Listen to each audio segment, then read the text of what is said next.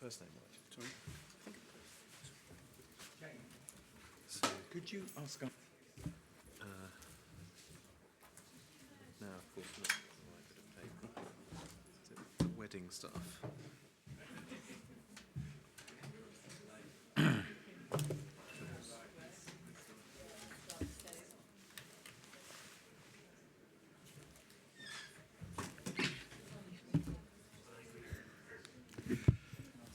Good afternoon, everybody. Can I have your attention, please, for a few moments? Just to remind you that we remain in level 2 this afternoon. So could you please check your pockets and handbags and whatever to make sure you haven't got any electronic devices in here with you, even if they're switched off. Thank you.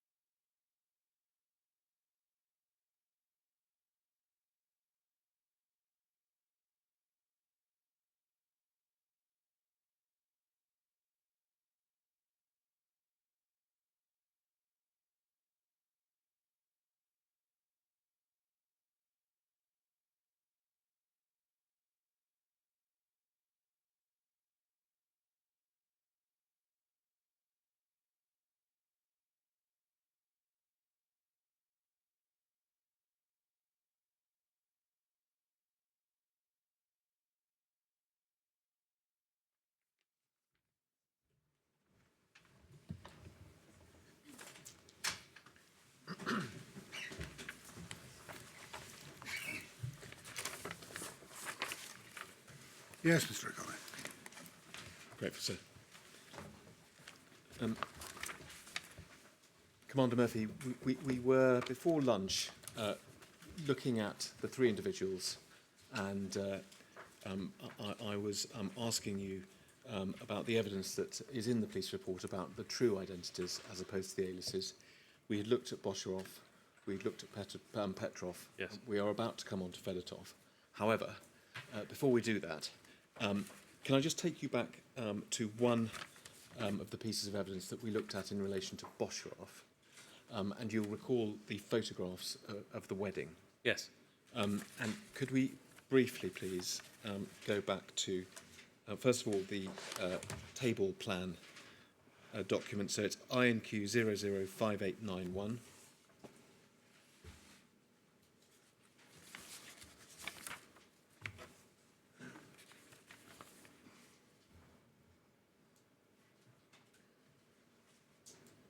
Thank you. You'll recall this photograph, Commander Yes. Murphy. And we looked at the translation, didn't we? But we were focusing on the names on the left-hand side. Yes. And I'm going to ask you a question. We'll go back to the translation to make it easier. But I want to ask you about the name that's at the very top on the left. If we could go, please, to INQ 005844.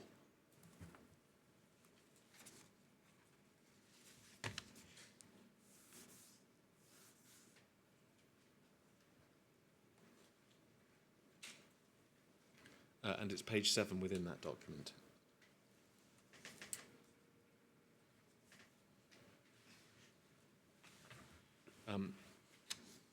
So if we could zoom in on the list. Thank you. Commander Murphy, one of the names we did not look at, but we should have done, is the name at the top there on the left. Yes. Alexander Petrov. What can you say about the appearance of that name on this list?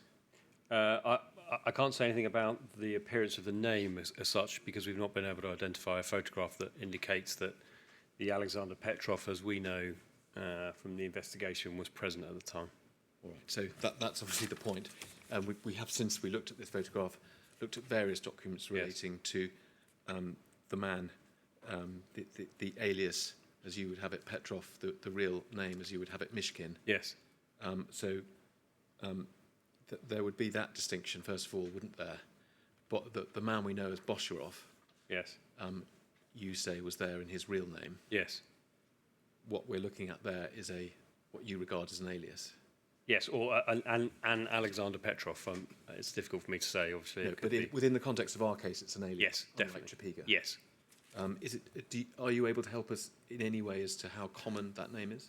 I'm not, I'm afraid, no. All right. But one thing we can take it then is that your inquiries, both open source inquiries and any other inquiries you've made, which you can tell us about in this open session, Yes. has not suggested that the man who came to this country as Alexander Petrov, who you believe to be Mishkin, Yes. was present at the wedding. We've not been able to show that, no. All right, thank you. Let's leave that and go back to Fedotov. And for those purposes, if we could go to the police report, please, INQ 005820.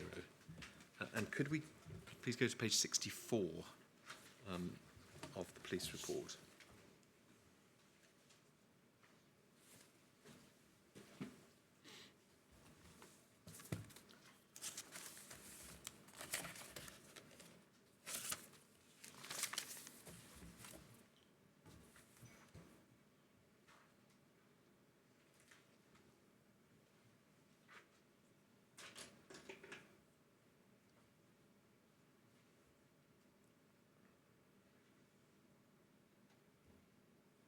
Thank you. And we see there paragraph 202, the beginning of the section relating to Fedotov, Yes. and your assessment that the name Sergei Fedotov is an alias and that that individual's real name is Denis Sergeyev. Is that Yes. right? Correct. And then you list a number of factors on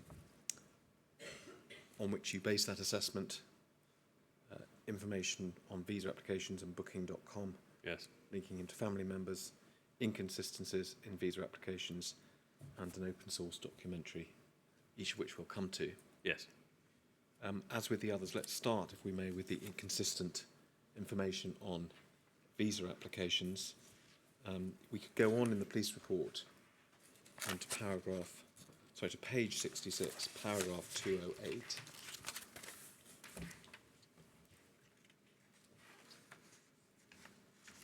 As with the other cases, is this right? It's a question of comparing the contents of visa applications made to different countries. Yes. And Correct.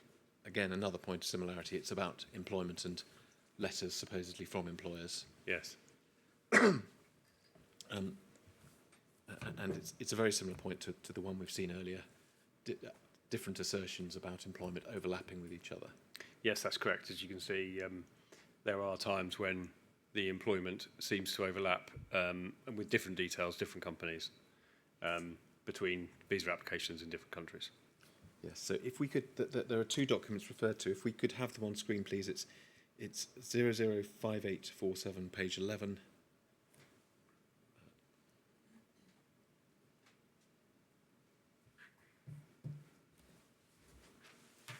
And thank you, 4447, page 28.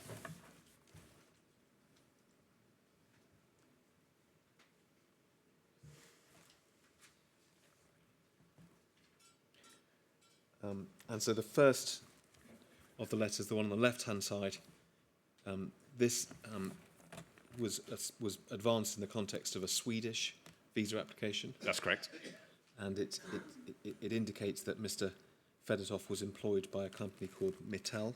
Yes, we've heard of them before. Well, I was just going to say we won't go back to it, but for your note, it's INQ 005846, page 12. It's the earlier page in the graphics pack that we were looking at as well.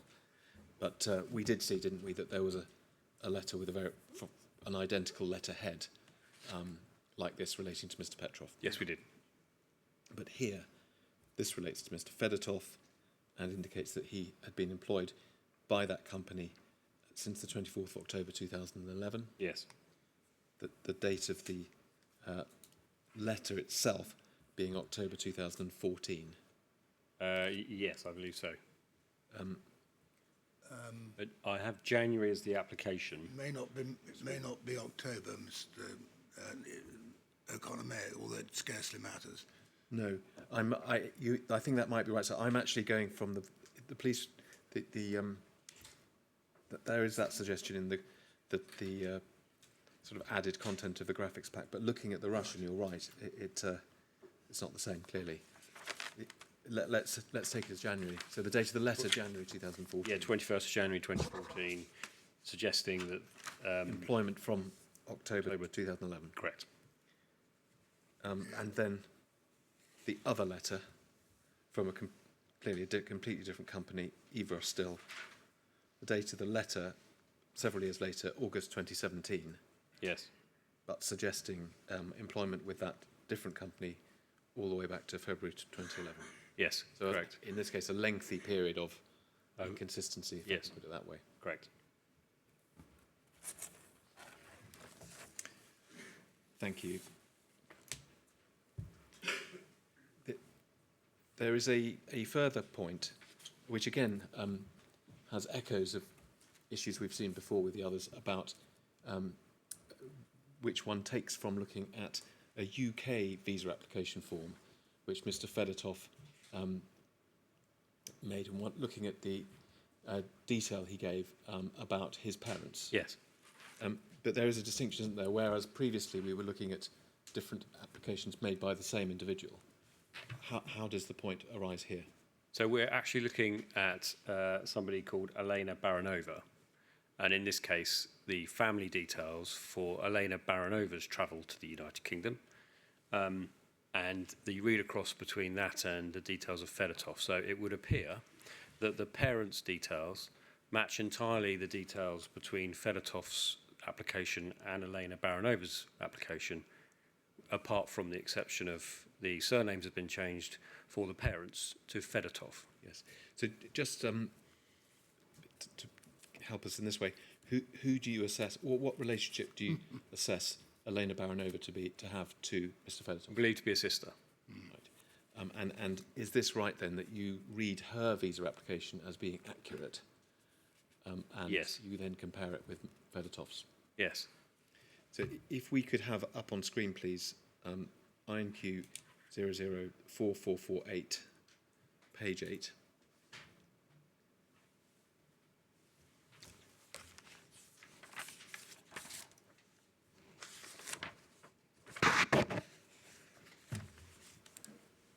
Thank you. And then also INQ 005845, page 8.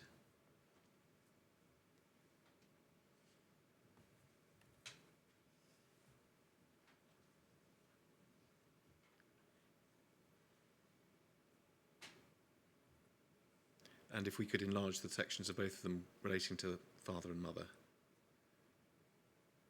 While that's being done, Commander Murphy, is this right?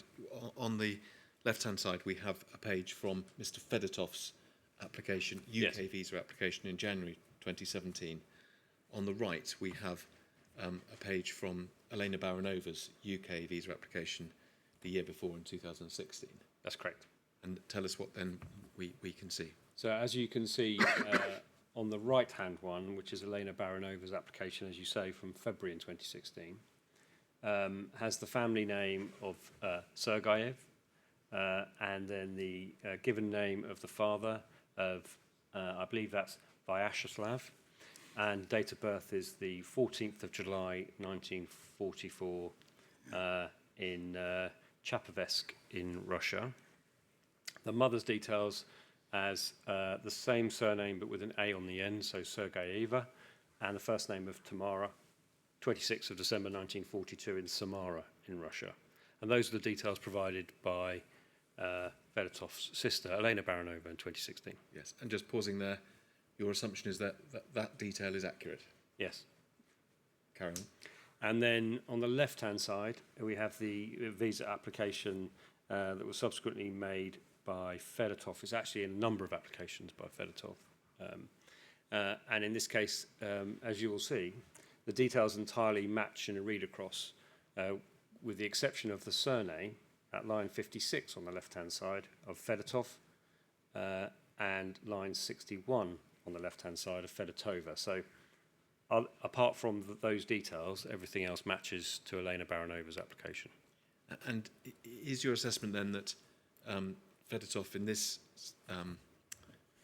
situation has used as many of his own accurate family details as he can, Yes. and has simply changed the surname?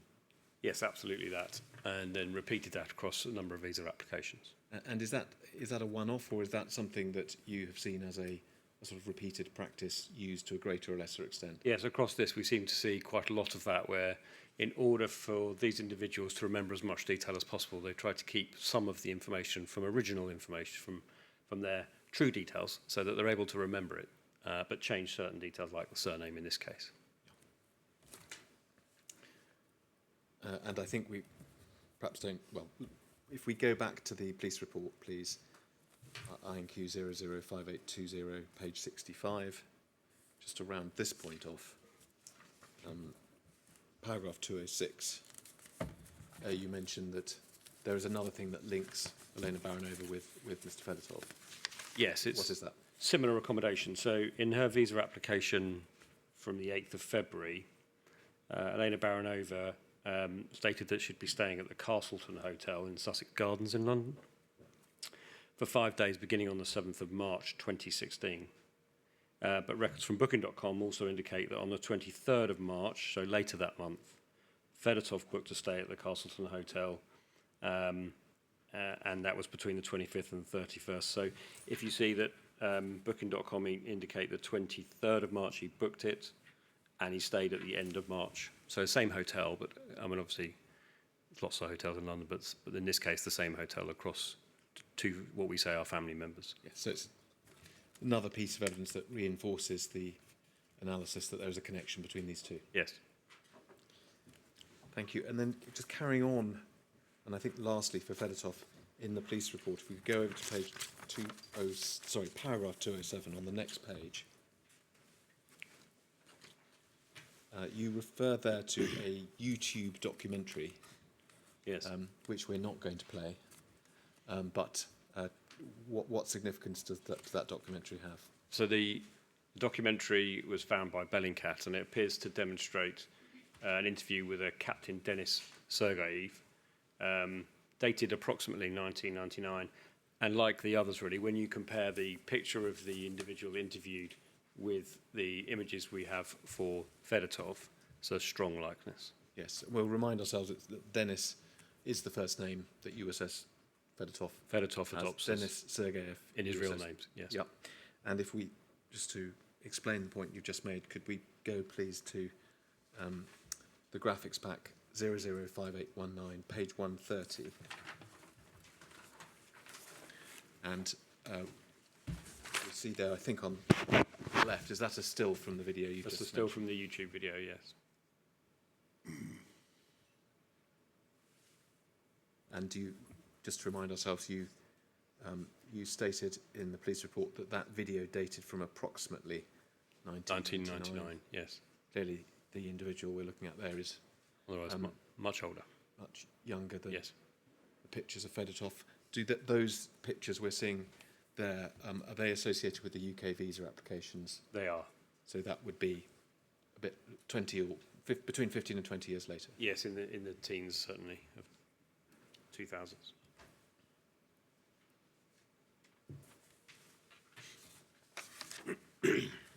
Thank you. So that was all I wanted to ask you about Fedotov in the sense of identity. I'm going to come now to a series of points that are made in the police report about links between one or more of Fedorov, Boshoff and Petrov and the GRU. Yes. First of all, this takes us back to Bosharov. If we could stay in the police report, please, and go page 66 and on into 67.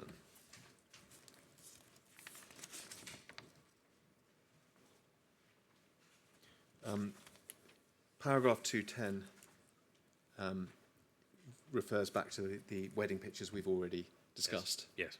It does make the additional points, and I think you mentioned this in passing this morning, about the location of the wedding. Yes. We've talked about the guest list.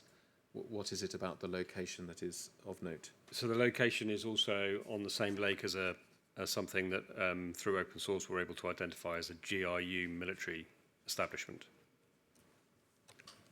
And if we scroll down to paragraph 211, that's the same reference, isn't it? Senesh Lake. Yes. And second sentence of that paragraph, you talk about confirming that it's a GRU base. Is that the reference you're making? Yes. In essence, it's recorded that way in open source, but also there are a number of geotagged pictures of individuals wearing GRU uniform that have geolocated a photograph that they have taken.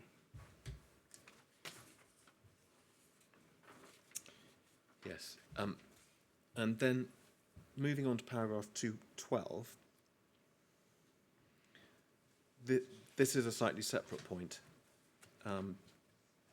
It refers to, it takes us back to the point about Boshrov having that award as Yes.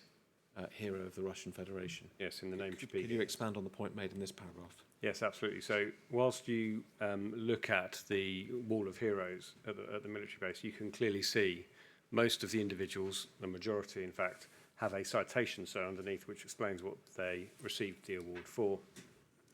That is not the case for Chapika, Bosharov, and we're suggesting that is because he received it for activity conducted as a member of a covert unit, 29155 in the GRU.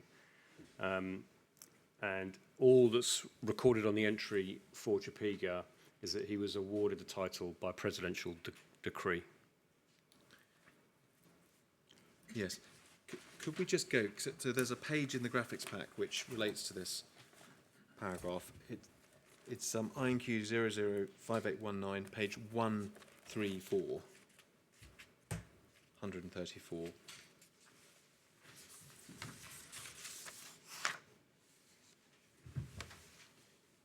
So we would, Commander Murphy, we will recall earlier looking at that wall inside. Yes. I think it was an inside wall in that school. This is, I think, a similar. It's another wall which contains the names of people that have won this award, but it's clearly not the same. Yes. Can you help us? Is it appears to be a presentation area. is it in the same school? Yes, in the same school. All right. And there are two. We can see here. We're looking at clearly two photographs of the same place. Yes. Is it right? Is there a significance in the timing of these two photographs? I'm afraid I'm not familiar with that. Let me just, while we have that page on the screen, if we look at paragraph, let's leave that page on the screen, but I'll read out paragraph 212 of the police report. It says, a comparison of publicly available images of the hero of the Russian Federation monument indicates that Anatoly Chapika received the award sometime between the 7th of September 2013 and April 2016, when his name first appears. So I think it may be that the later picture is the one on the left, Yes. where we see Chapika's name with the blue box around it, and the photograph on the right is from 2013 without his name.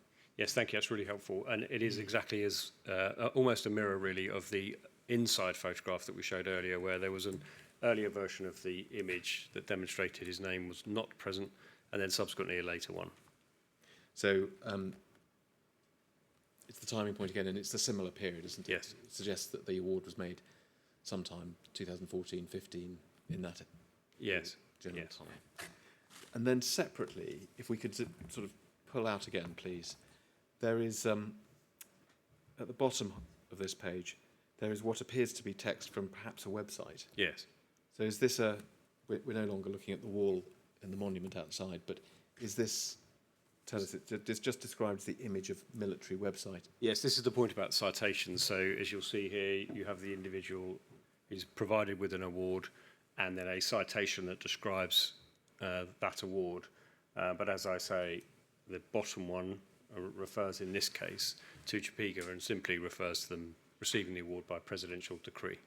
Yeah. And it's the same for somebody else as well, is it? Is that why you've got two lines there, or are they both Chipiga? I believe they're both Chipiga, sir. Right. Well, I'm not. But I'm not entirely sure. Well, we'll go to the translation in a moment, but I think the two lines at the bottom are then expanded on the right-hand side, aren't they? Yes, that's correct. Oh, yes, thank And you. I think we see again, we can interpret the Cyrillic. The bottom is Chipiga. Yes, I think we might find the one above it is a different name. Popov. yes. But if, in fact, we could go to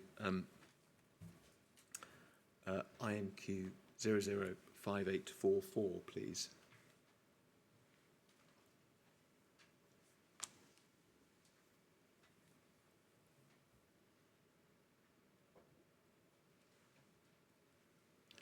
Thank you.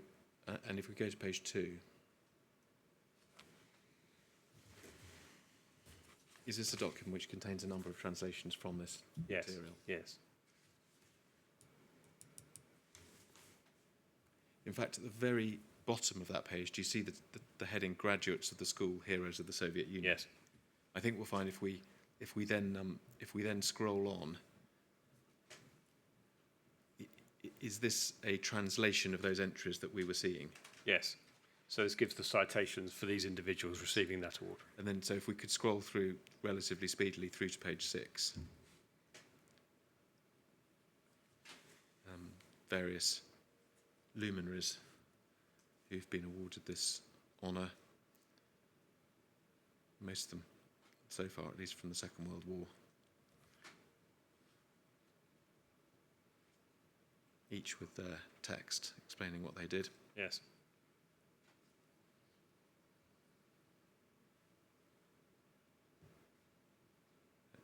And then the last two. Is that, as you understand, a translation of Yes, correct. what we were just looking at? Useful, thank you. And help us then. What is the inference you draw from the fact that there is no explanation of whatever it was that Anatoly Chipiga did to justify his award?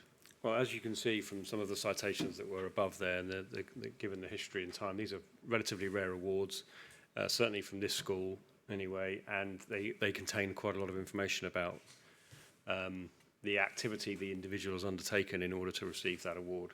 The fact that there is no detail here except that it's an award given by decree of the President of the Russian Federation suggests to me that this was done as a result of covert activity or activity that can't be listed as a result of what they did. Is there, in fact, any evidence you can give us about whatever it was that Chipiga did? No, but the timings do become relevant when we look at some of the travel later and perhaps discuss some of their international activity. There is activity that we say Chipiga, as Bosharov, was undertaking during this period of time. And by this period of time, you mean 2014? The window, yes. Between 2013 and 2016? Yes, the window in which the award appeared to have been given. All right. Well, we may come back to that.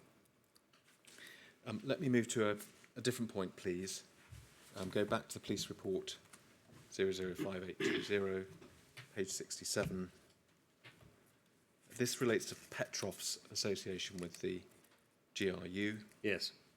And I'm looking at paragraph 213, which starts at the bottom of page 67 and then scrolls down onto the next page. Yes. This relates to some bank details, a bank statement, I think. Yes. And what one can read into the places he appears to have been spending his money. Yes. We'll look at the document in a minute, but can you introduce it? Yes, thank you. So during this application to travel to Sweden in 2014, the bank statement from VTB Bank appeared to show a number of transactions. Those transactions allow us to understand locations in which those transactions took place. And in this case, they took place in an area that was associated and very close to a 29155 building and a GRU location. Thank you. So let's look. It's back in the graphics pack, 005819, pages 136 to 137. Let's look at 136 first, if we may. So that's the bank statement, or the first page or two of it, Yes. and you've coloured in or highlighted in purple. Is this right? The transactions at a particular place. I think this was a supermarket. Yes, that's correct. What can you say about the supermarket? It's in a. It's called Kimki, and it's in a location called Kimki. It's a district just to the northwest of Moscow, and our investigation suggests that it's that Avoska is the name of that supermarket in the Kimki district, and it also gives lots of transactions, for example, at a McDonald's and list locations of shops. Now, this supermarket was found within an area of Kimki, as supported by the translation in blue on your screen there, if you look Yes. down to the bottom of the left-hand side, which shows a purchase in a perfume shop at that location.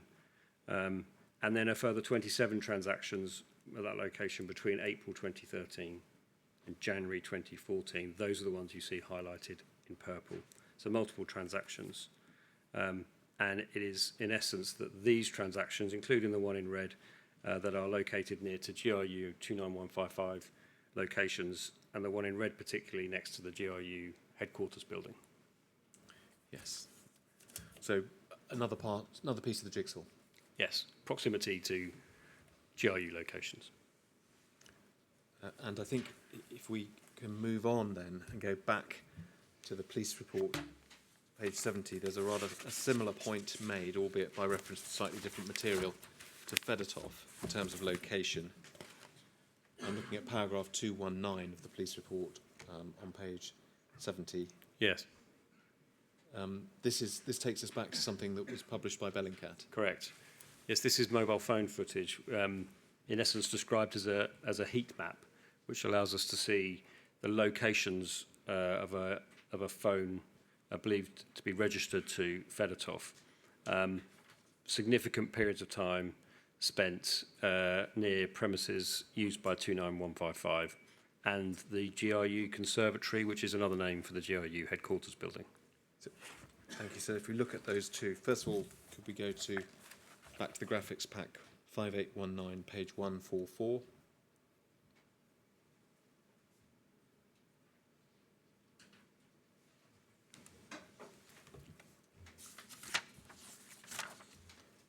So I think the top, if we look at the boxes going down the right-hand side, Yes, first one is Sheremetyevo Airport yes, in Moscow. yeah. Well, nothing particularly necessarily sinister about that. Not at all, but obviously we know a lot of their travel, both individually and together, was from that location. It is the airport For Moscow, both departure and arrival Yes. for our 2018 travel. yes. But I think some of the other references are more directly related to the GRU. Yes. So the second one down is a location of a base by which inquiries by Bellingcat at least identified that this was a location belonging to 29155 and to which they've linked Petrov, and you can see that there's a high level of heat map in that particular area. And then if you move down to the next one, this is the location of the GRU headquarters, otherwise known as the Conservatory, as I was just explaining. And again, you have significant amounts of heat map in that particular location. And you can see then that there's a further address linked to the GRU in the box below. And just help us that the bottom area, the one with the heat with the red in the middle of it, Yes. is that the area that we were just considering in relation to, was it Petrov's bank statements and the supermarket and Yes, perfume shop and so on? certainly some of them, yes. And of course, near the GRU Conservatory, which is the next one up, where the bright red dot is also featured in Petrov's bank statements, transactions. Petrov's bank statements were mostly Kimki, weren't they? They were, so yes. Which is bang in the middle of this map. Yes. Where you see there's a heat map. Yes, that's right. Yes.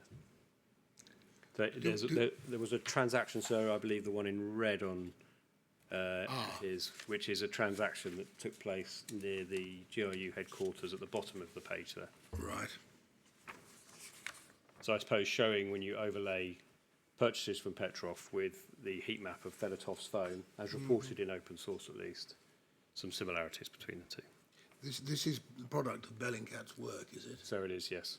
And don't tell me what we shouldn't know, but do you know, is it effectively cell mast sighting? I believe it to be the case, sir, yes. I don't know for sure, but I believe it to be the case, yes.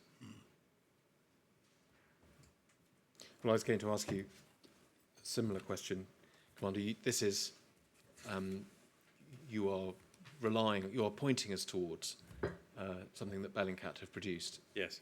Is that because you know it to be true, or you believe it to be consistent with your understanding, or somewhere Yes, I believe between it to the be two? consistent with our understanding of the movements of Fedotov in this case, but when you compare to the others, Petrov certainly as well, and Bosharov. But so rather than cell site in the way that we discussed yesterday, these are more geographic areas. So there might be, in this heat map, for example, a number of cell sites in that area in which the device is registering. So these heat maps give a general area where there might be one or two masts instead of a single one like we showed yesterday. Yeah, it's a little difficult to tell. We haven't got a scale, have we, on the map?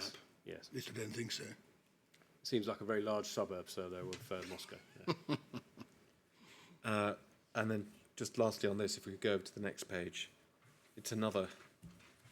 I think I'm right in saying it's essentially the same map, same area, Yes. but a different way, a different representation. Yes. It also shows Fedotov's phone activity. So Senaz is a military base, and the green circle is another one that we were talking about with near Kimki earlier, where we were So talking about. that is Kimki with Yes. the supermarket. Yes. All of which are located near bases associated with the GRU or 29155. But is this map on page 145 the same area as is on 144? It's actually zoomed out slightly, sir. Yes. Not quite as focused in. You can see Moscow is below the green dot on the right, whereas in the first map it's just the northern suburb we were seeing of Moscow. Right. Yes, I see.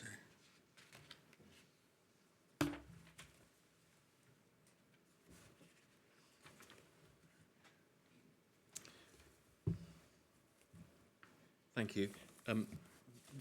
Moving on now to a point which, rather than focusing on the connections of an individual geographically to the GRU, it refers to groups of individuals. Could we go back in the police report, please? So 5820, page 69. And paragraphs 216 and 217 of the police report, you draw attention to the fact that there are close similarities Yes. to some of the passports relating to the individuals that we have been looking at. Again, these are the passports, are they, that you are aware of because they were submitted, or copies of them were submitted with visa applications? Correct. Yes. And it's the issue numbers of the passports that are relevant here. Is that Yes. So they're issue locations for the batch at the top of the page and also the bottom of the page. They're different time zones. That's why they're separated like this. So the issue locations are the same, which may not be unusual, but in some cases they're very close in succession to each other. So just pause there a minute. So we're looking at paragraph 216. The issue location, is that the designation UFMS 999? I believe it is, yes. And is that does that mean a passport office, or are you not able to take it any further? I'm not able to say for sure, but we believe that to be the case, yes. Say the same about most of us in this room, I expect. Yes. I mean, if we'll come back to paragraph 216, but just scroll down to 217, we can see there's another set of passports Yes. with a different Yes. designation, UFMS 515. Yes.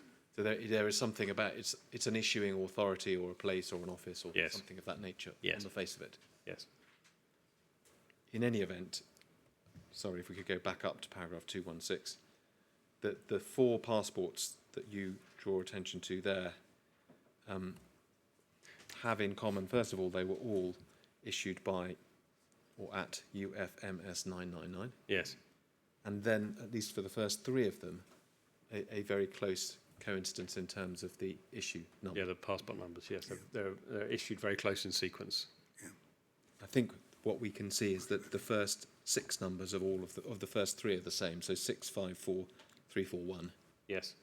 And then beyond that, it's 294, 297, and 323. Yes. Yeah, The third person is not a name we've come across before, Shirokov. In brief, who is Shirokov? Chirikov is another member of the 29155, and as a result of many of our inquiries, we have Shirokov travelling at similar times and in similar locations as some of these other members of the team. We are not linking Shirokov to the Salisbury event at this time. And you, at D, you point out that Fedotov did have a passport issued at very much this time Yes. from the same issuer, but Yes. the number, although, doesn't have the same proximity to the others. Seems to be earlier in the series, yes. But you do point out, and if we could scroll down to paragraph 217, that in fact we're going back, aren't we, 5 years earlier. Yes. Another little set of passports was issued by that different authority. Again, first 6 numbers, in this case 643258 is the same, Yes. and after that it's 90, 115 and 60. Yes. And what do you take from that? Well, I take from that it's particularly when you look at the 2016 issues, those passports were issued in very close succession, appear to have been either issued at exactly the same time or very close to each other by somebody issuing in the passport office, and then subsequently, of course, Shirokov's in relative series, although not as close as the first 2 of those passports, so that they were part of a batch of passports issued at a similar time, at least.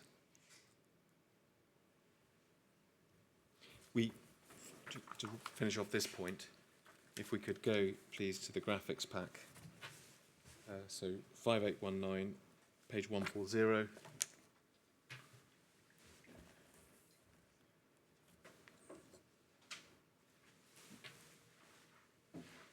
Do we see here the paragraph 216 passports, the 2016 set?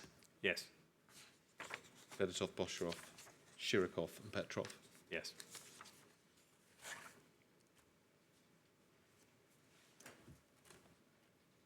And those numbers we were looking at, Are in the top right there. top right-hand corner. Yep. Yes. And then if we go on to 141, please, the same for the earlier set at paragraph 217. Yes. And then the last point in terms of group association with the GRU, could we go back to the police report, please, INQ 005820, page 70, paragraph 218.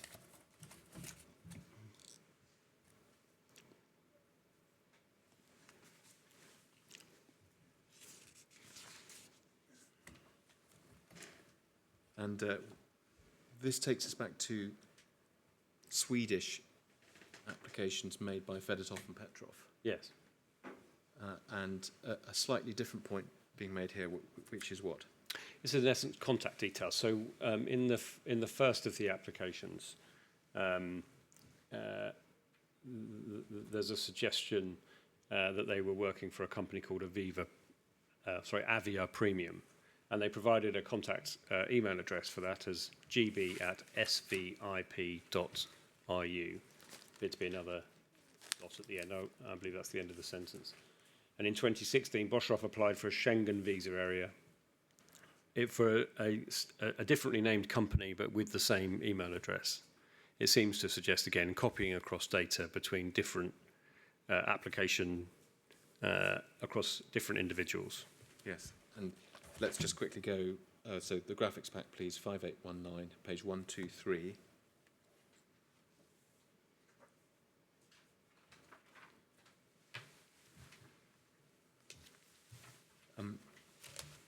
the left-hand letter, the GTA letter, is very difficult to see, but is that email address in that red box, do we think? Yes. It's easier to see on the sort of letterhead of the other letter, the service VIP Or service letter. VIP, yes.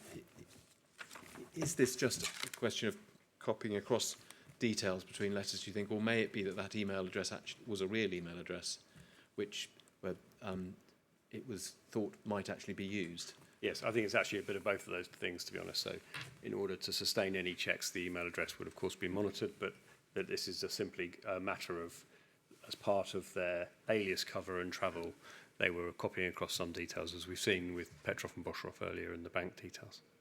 Your analysis is that they may have had, this email address may have been a real email address which was being monitored, and so they were using it perhaps to add in... To channel communications through and copying it across on different deployments.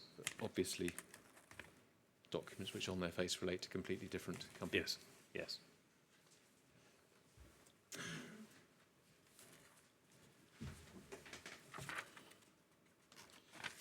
Thank you, Commander.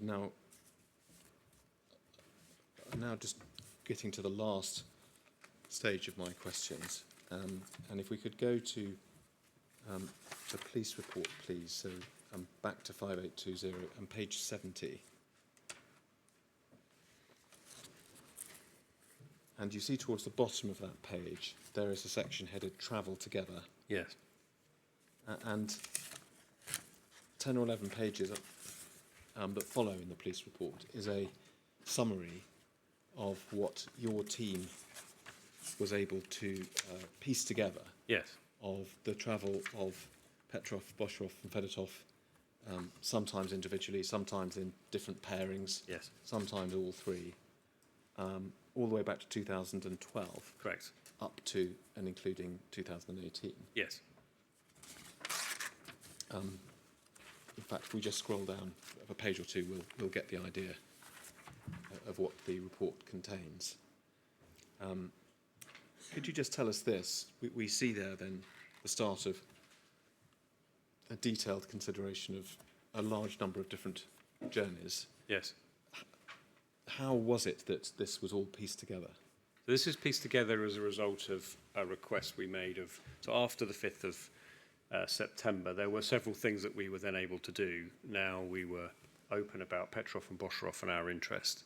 And many of these inquiries then followed that we were able to reach out to international partners all over the world.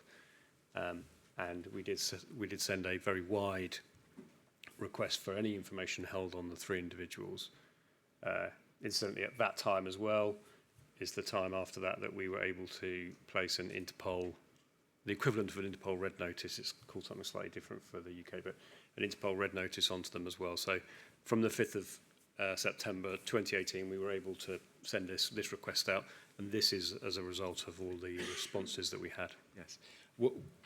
We've talked more than once about the passports that Petrov and Boshrov and Fedotov had supplied, or the copies of them with their visa applications. Were the stamps in those passports a large part of how you pieced all this Many together? of them had stamps in, so we did prioritise some countries on that basis, but this was quite a wide request. Yes. So, I mean, just if we, by way of example, go in the graphics pack, so 5819 to page 149.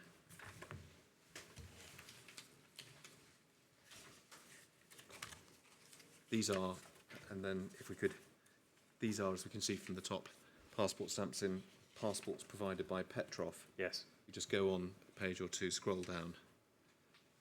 We can see, and again, a multiplicity of different stamps. Did these feed into your analysis of Absolutely. what journeys have been made? Yes. So a painstaking process. Yes, very much so. Yes, thank you. Let us go back to the police report then, if we may, and I'm just going to ask you about a selection of these bits of travel. Yes. So if we could start by going to page 72 of the police report, 5820.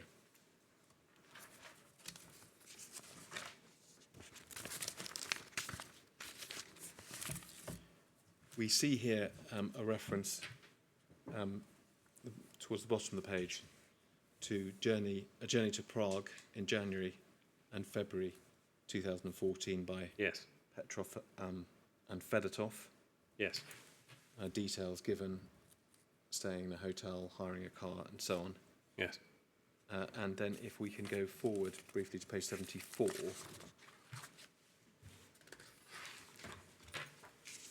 Again, towards the bottom of that page, do we see another journey to Prague, this time by Boshoff and Petrov, Yes. and they're staying in the same hotel. There's a reference there to a Facebook profile with a photograph in it. Yes. Perhaps we could look at that briefly. It's 005914, pages 14 to 15.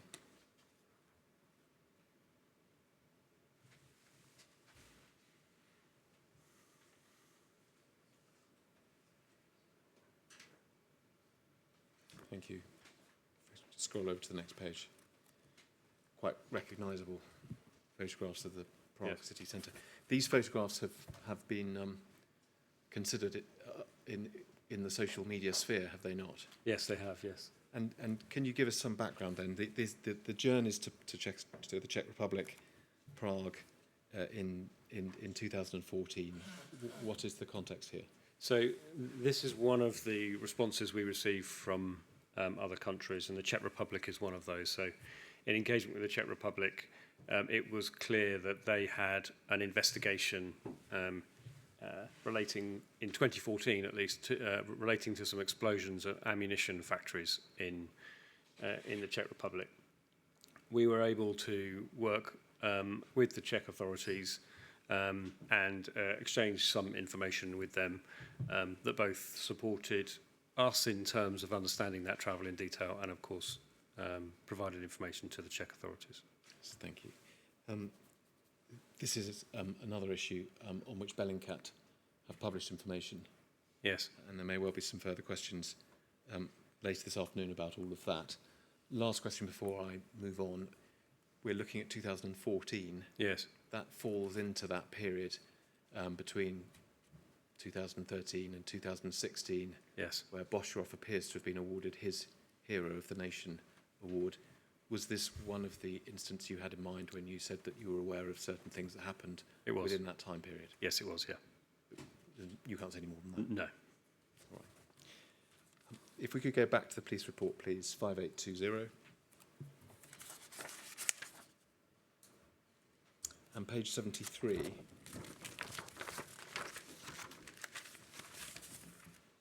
In fact, do you see the heading there? Milan, Geneva, Paris, Czech Republic. Yes. We're now in the summer of 2014, Yes. and there is this right, a series of journeys between Moscow, often going to Milan, often then travelling to Geneva, Yes.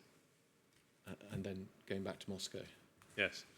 involving, if we scroll down to the next page, all three men. Yes, correct. Either overlapping or individual travel that was very close to each other. If we just look in the graphics pack, please, you've provided a sort of graphical representation of at least some of this travel. Yes. If we could go to 5819, page 155.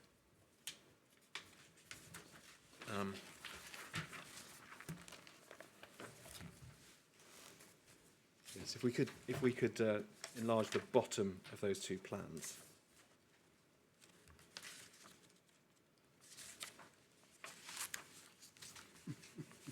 And maybe even just enlarge the plan itself.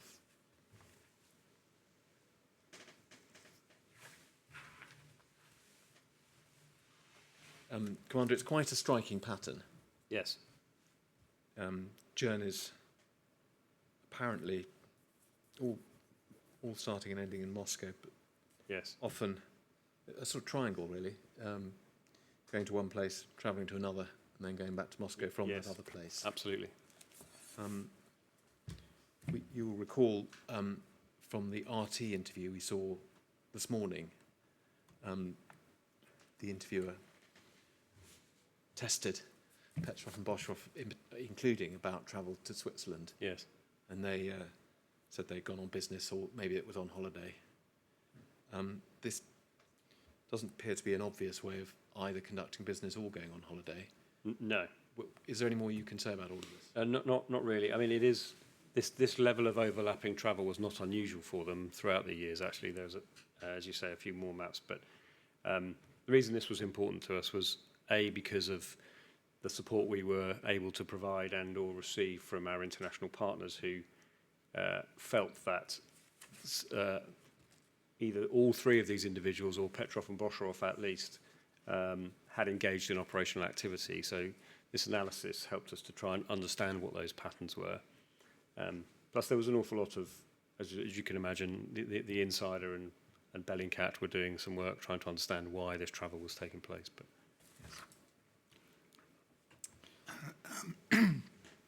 Looking at the map, the direction of travel, certainly the right-hand three lines, orange, blue and green, yes, they're all out of Moscow into Milan, aren't they? that's correct, sir. Followed by what is no doubt a very pretty journey over to Geneva. Yes. Right. An interesting part of the Russia Today interview, sir, was where they were asked specifically about Geneva because of very regular travel there over time and lots of stays there. But not always flying directly into Geneva, as you see, often travelling across land by other means. I mean, frequently we were able to identify car hire points as well during this process. Yes, I see.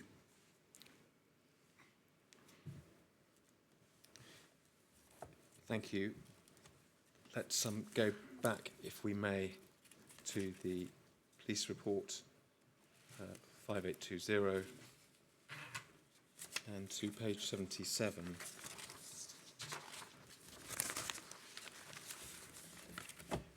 We mentioned yesterday, right at the start when we were looking at the visa applications, some trips to London. Yes. I don't think this was one of them. This was a trip, if we see on page 77, in July 2016. Fedotov apparently came on his own. Yes.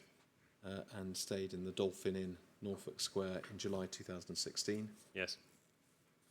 And then if we go over, scroll down to page 78, we see the trip made by Petrov and Bosharov at the beginning of December 2016. That was referred to yesterday. That was Yes. a trip they both declared, as it were, in a later visa application. They stayed at the City Stay Hotel. Yes. So again, this is a common pattern for them, where they fly into one place, and so they have travelled from Paris to London in order to get to the UK at this point, and to come and stay at City Stay. So again, similar to the pattern we just saw on that map. Travel to one place, travel in a different means to another location. Well, this is Frankfurt Schiphol, is it? Amsterdam, so yes, and then Frankfurt from that night till November 2016, and then others stays in the Frankfurt area, and then in December Petrov and Bosharov travelled by Eurostar from Paris to London. Oh, I see. Yep. And book in the City Stay Hotel again. Having started in Paris. It would appear so, and then they left via that. Not entirely clear, but they then flew from Paris Charles de Gaulle back to Moscow. So they must have left the UK, go back to Paris. Right. Commander, you draw attention rightly, both in the Swiss example and here, to the convoluted travel, the air travel to one place, overland travel to another, and maybe the reverse. We should bear in mind that is not what happened in 2018. Correct. Direct flights from Moscow to London, Yes. outbound and homebound as well. Yes. But just to finish here, if we could scroll down to one more page, page 79, we see, and I think this is right, the last of the visits to London by these individuals before 2018. Yes. On this occasion, Fedotov, as we will see, arriving again on the Eurostar from Paris. Yes. Petrov flying directly from Moscow to London and staying at the City Stay Hotel. That's Yes. in early March 2017. Yes, and then separately, both flying back directly to Moscow. And if you carry on to page 80, please. In 2017, we see Boshrov and Petrov travelling together, both flying to Paris from Moscow and back again, albeit that Petrov appears at least to have spent some time in Frankfurt then. Yes.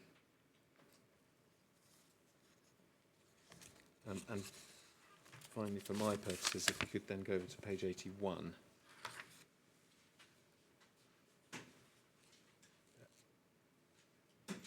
A similar pattern again, flight to Paris, then stay in Geneva. Yes.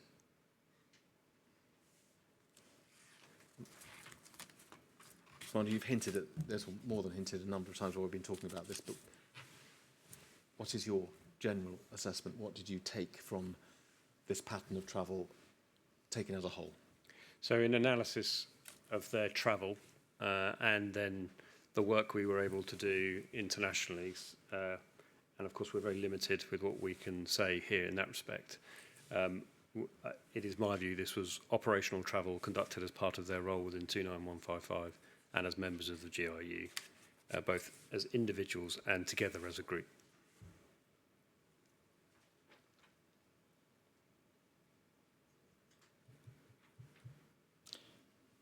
Thank you. Commander Murphy, it's been getting on for 2 days, but those are all the questions I have for you for the moment. Thank you. But before I sit down, sir, may I invite you to adduce into evidence, first of all, Commander Murphy's witness statement, which is, I won't call it up on screen, Yes. but it's INQ 006056. Also, the police report, INQ 005820, and finally the graphics pack 5819. Yes, certainly to all three. Thank you. So I know that Mr. Straw does have some questions. I wonder if it might be convenient to take a break before he starts. I should have thought so if it's convenient to you, Mr. Straw. 1:15?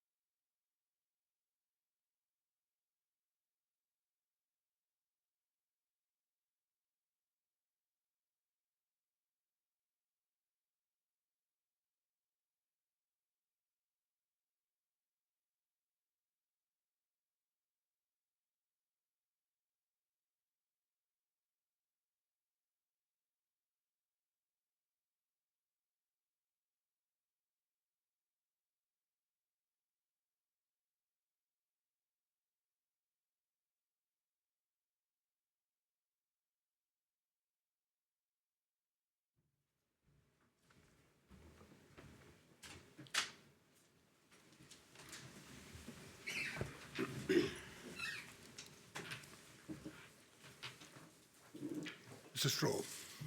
Thank you, sir. Commander Murphy, I'm going to try to broadly follow the order of the questions that Mr. O'Connor put to you, but just to ask one or two supplementary questions about each of them. Of course. So, starting, please, with room 108 of the City Stay Hotel, please.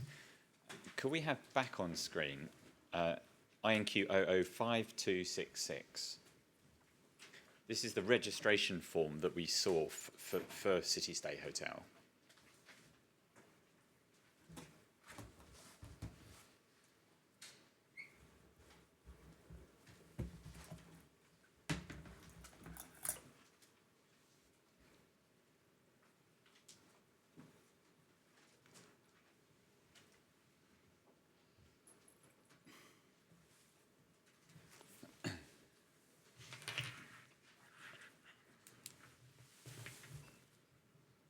It's 5266.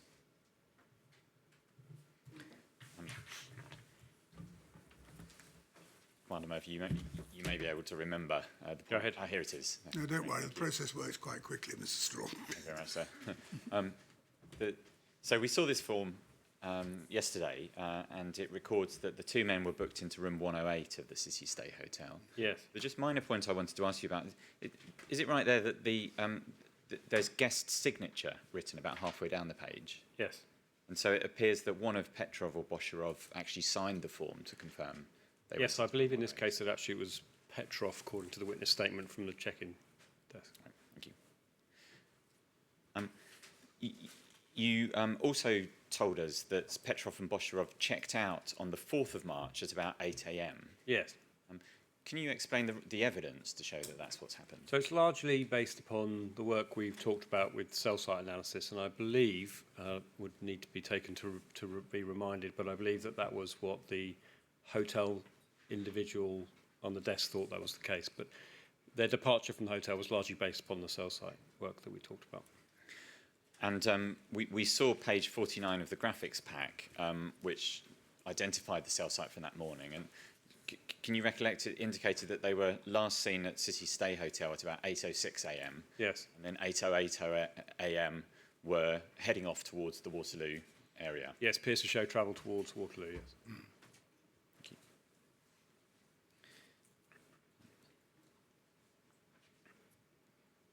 So the 3rd of March now then, please. You explained yesterday VN008's evidence or conclusion that it was highly likely that Petrov and Bosharov took a train to Salisbury, and we looked at some of the evidence to support that. Is it right that one of the key pieces of evidence to show they took a train to Salisbury is the CCTV from Salisbury Station, which first shows them on that Saturday exiting the ticket barriers from the platforms? Yes. And as I say, it's right, isn't it? That was the first time they were seen on that CCTV that day. Yes. We saw that the time of that exiting through the ticket barriers was 14:26. Again, just a couple of minutes after the train that VN008 mentioned arrived at 14:24. Yes.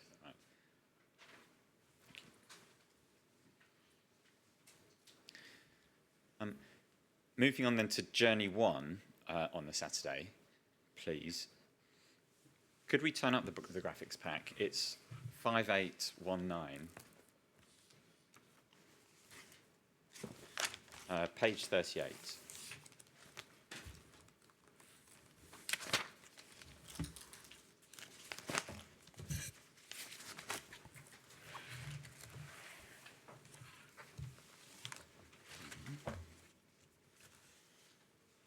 Thank you.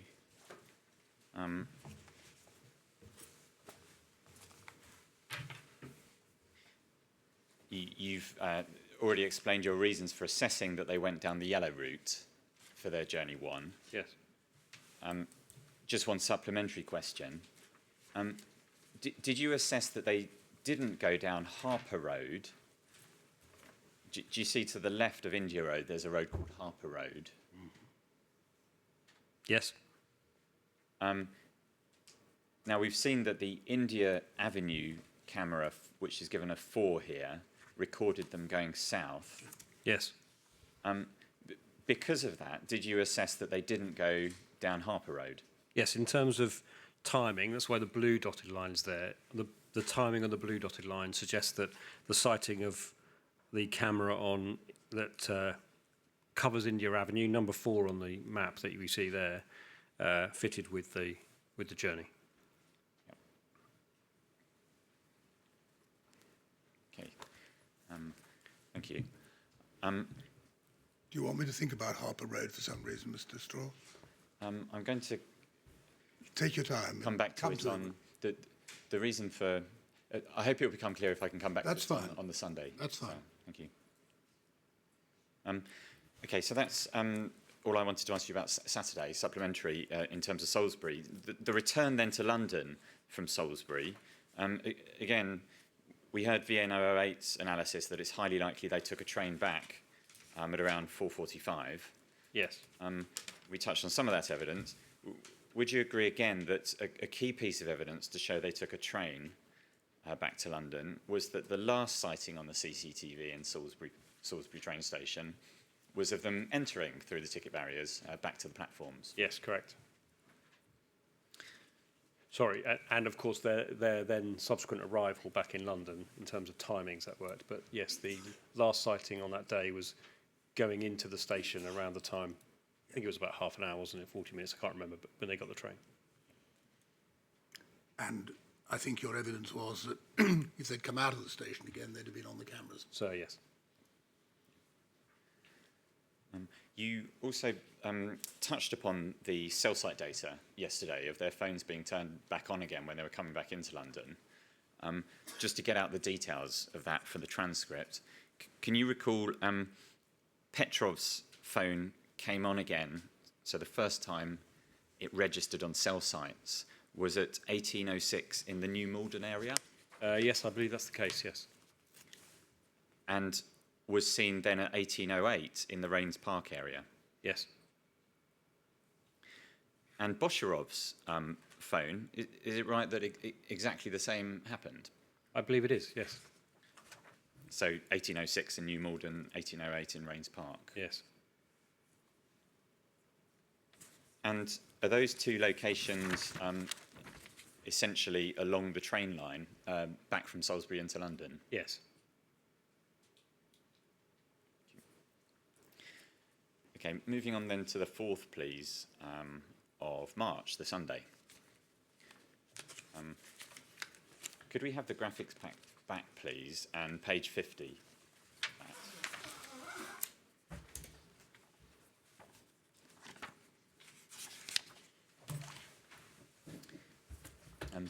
This is Journey 3. Yes. Again. Question about walking speed. We have a number of records of CCTV showing them in a particular spot at a particular time. Yes. And then another CCTV camera a fixed distance away a particular time later. Clearly, from that we can calculate their normal walking speed. Yes. Although it varies, I'm sure, but yes. If they don't stop on the way. Yes. Yes, absolutely.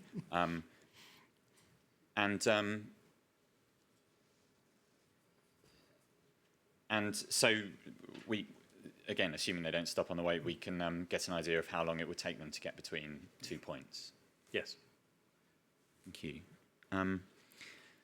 On Journey 3, you've explained already that they were last seen on image 9, which is the Shell petrol station, Yes. right to the left of the map on Wilton Road, going west. And then about 15 minutes later, they were seen, image 10, Devizes Road, going southeast. Yes. You've already explained that at your team's your walking speed, they had sufficient time in that period to go the yellow route, pause on 47 Christie Miller Road, and then arrive at the camera. Yes. It's a slightly different question, but would you agree that at Petrov and Bosherov's normal walking speed, that is the time it would have taken them, the 15-minute or so period is the time it would have taken them to walk the yellow route, pause for a moment at 47 Christie Miller Road, and then get to image 10? Well, it's difficult for me to assess on the basis of your earlier point around their walking pace between two cameras. It can absolutely vary, and at different times they were clearly spent different times away from cameras over the period of the Sunday. But yes, I do believe at least 15 minutes is an entirely appropriate time for them to have walked up Montgomery Gardens, and clearly there was another potential route through Canadian Avenue, but Montgomery Gardens in this case seems the most likely, and approached the front of 47 Christy Miller Road, and then used the footpath at the back to be seen on that camera at number 10 on the map now, within that time frame. So you explained yesterday other reasons why you assessed that they didn't go up India Avenue, so the CCTV camera Yes. on India Avenue didn't show them. You also, as I understand it, assessed that they didn't go further west, so they didn't go up, for example, Canadian Avenue and then up Harper Road. Yes. Just like to explore the reasons why you assessed they didn't do that. Is one of them that at their normal walking pace, it would have taken them too long to get from image 9 to image 10? Well, that would have been a longer route, yes. So that could be one of the possible hypotheses for not taking that longer route. So it would have taken them significantly longer than the 15-minute period? Certainly longer, yes. Is another reason that you had already assessed that on Saturday they took 2 trips which took them past 47 Christy Miller Road? Yes. And that's relevant to what they were doing on the Sunday? I believe so, yes. As I say, that was their reconnaissance, I believe, on the Saturday. We mentioned yesterday the camera with poor view written on it on Devizes Road. Yes. As I understand it, there were no sightings of them on that camera. Is that right? As I understand, yes, well, there weren't any sightings on that camera, yes. And is that another reason why you assessed they didn't go further west? They didn't go up Canadian Avenue, Harper Road? Yes. In addition to the timing, yes.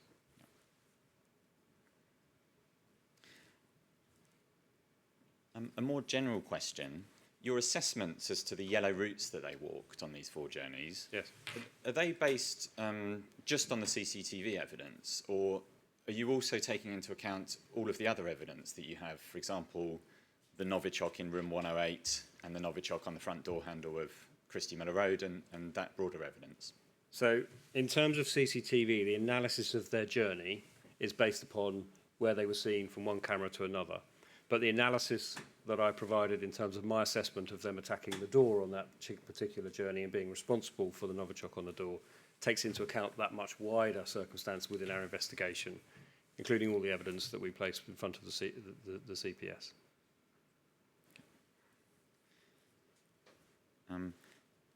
Journey 4, finally, from this area. Could you look, please, same graphics pack at page 63.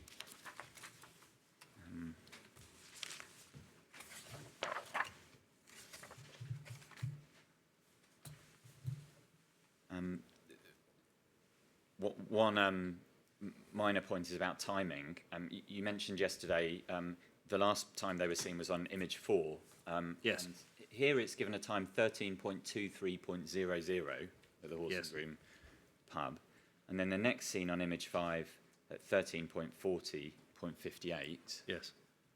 I think it was mentioned yesterday that's a 17-minute period. Correct. It's a very small point, but would it actually be an 18-minute period? Near enough. Minus 2 seconds. You're quite right. Yes. It's probably not important. You then explained that you assessed that they went up Highbury Avenue and then did a dog's leg down to 47 Christy Miller Road and came back again. It is one of the reasons why you assessed they didn't go directly up Highbury Avenue and down Devizes Road. Do you understand? So Yes. rather than your assessment was they didn't go direct between those 2 points. They went to 47 Christy Miller Road. Yeah, or at least to the alleyway that comes out within Christy Miller Road, within sight of the address, yes.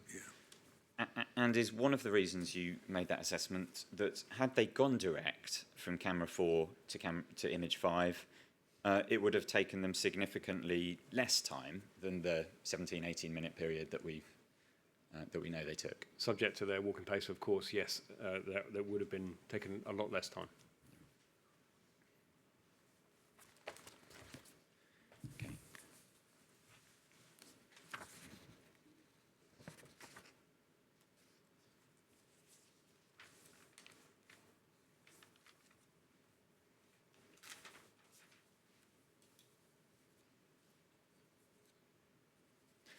Thank you. That's all I ask about those journeys, and I'd like to move on, please, to the issue of their interview on the 13th September 2018 with the editor-in-chief of Russia Today, Margarita Simonyan, please. You explained to Mr. O'Connor the context of the interview, so the 5th of September 2018 announcement by the CPS, Yes. by Assistant Commissioner Basu in particular. As we were going through that announcement, it was written, we saw that part of his announcement was that it was believed by police that Petrov and Bosharov were in fact aliases. Yes. Do you recall that? Yes. And do you also recall that when the Prime Minister made her announcement a little later that day, on the 5th of September, she said that it was believed that the two men were GRU agents? Yes.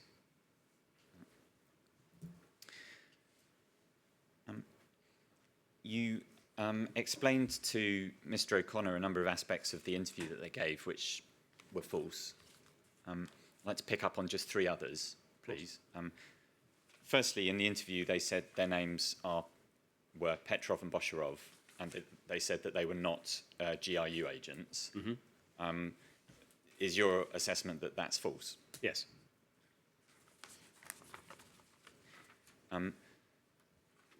Secondly, we saw that in the interview they indicated that they went to Salisbury for tourism or sightseeing purposes.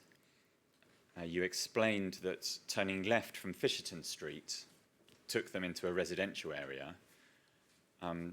We've seen the videos.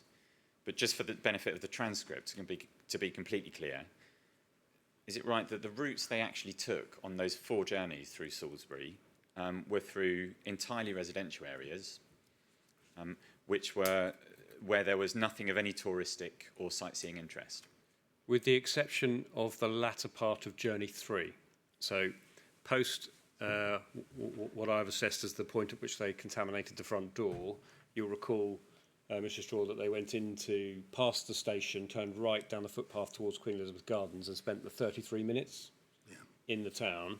That clearly did take them towards some of the areas, including, as we saw on the bottom of that map, the cathedral, for that 33-minute period. So apart from that 33-minute period, yes, I agree with you entirely. Yes, and no, thank you for the clarification. So, but the 4 yellow routes that we termed Journey 1, 2, 3 and 4, Sorry, yes. Completely residential, no sightseeing? Yes. Yeah. Thank you. And then the third aspect of it, they said they didn't have any Novichok Yes. with them, and your assessment is that that's also false? Completely false, yes.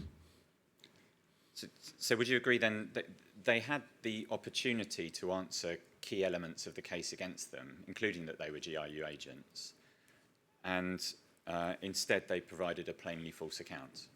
Yes, I believe that's correct. Okay, thank you. The next issue is the Nina Ritchie box.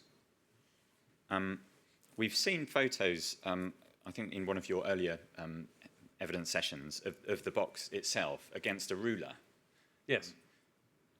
Again, for the benefit of the transcript, can you give us a rough idea of the size of the box? It would be helpful to have it up, but I would describe it as similar in size to a cigarette box, maybe slightly larger than a cigarette box, but not big. If there's a photograph of it with a ruler, Mr. Murphy, you really don't have to try and It'll be do helpful. it off the cuff. I think it is, let me just double check. I think it's 5133. Yeah, it's 5133, please. Right, thank you. I know. Sorry, give me a moment.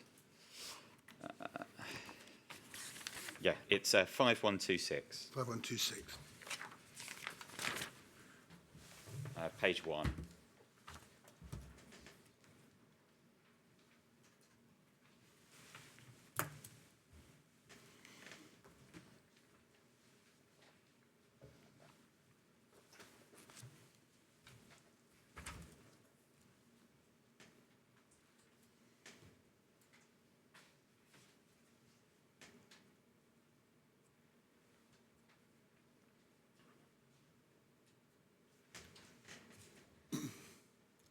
Yes, as you see, 4 centimetres is not quite the full width. The ruler is 4 centimetres here, but it's slightly bigger than that. I would say probably nearer 6 centimetres. Yeah.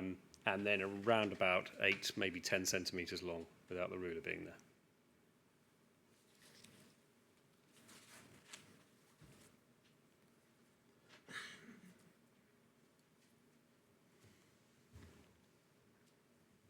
And a very obvious question, but we've seen their bags, so Petrov, Boshorov's and Fedotov's bags. Yes. They come into Heathrow. Yes, In terms of size, clearly the bags were big enough to fit the box inside. absolutely.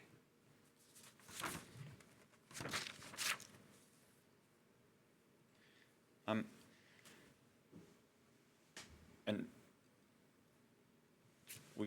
you explained that there were 2 meetings between Fedotov on the one hand and then Petrov and Bosharov on the other on Saturday, the 3rd of March. Yes, before that's my assessment of it, but before and after their visit to Salisbury on Saturday, yes. Right. Would that have given them a physical opportunity to transfer the package between them? I think, Yes. I think even I can work that out. Yes, sorry. Thank you, sir. One question is that you touched upon yesterday is you indicated that this was purpose-built.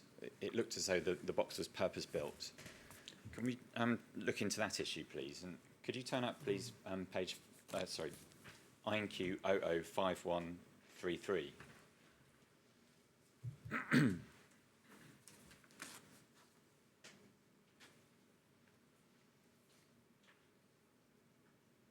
Page 11, please.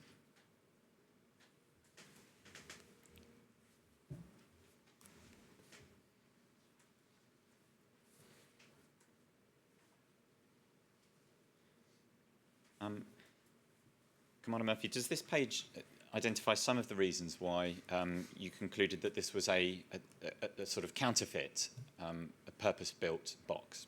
Yeah, there were several reasons actually. So, but yes, obviously, having recovered the box and the bottle, it was important for us to check with Nina Ritchie as a company, and I believe you will be hearing from someone on this, about the reliability of the box, its design, the bottle, its design, the barcode on the bottom, all of the details of this to see if it was genuine in any way.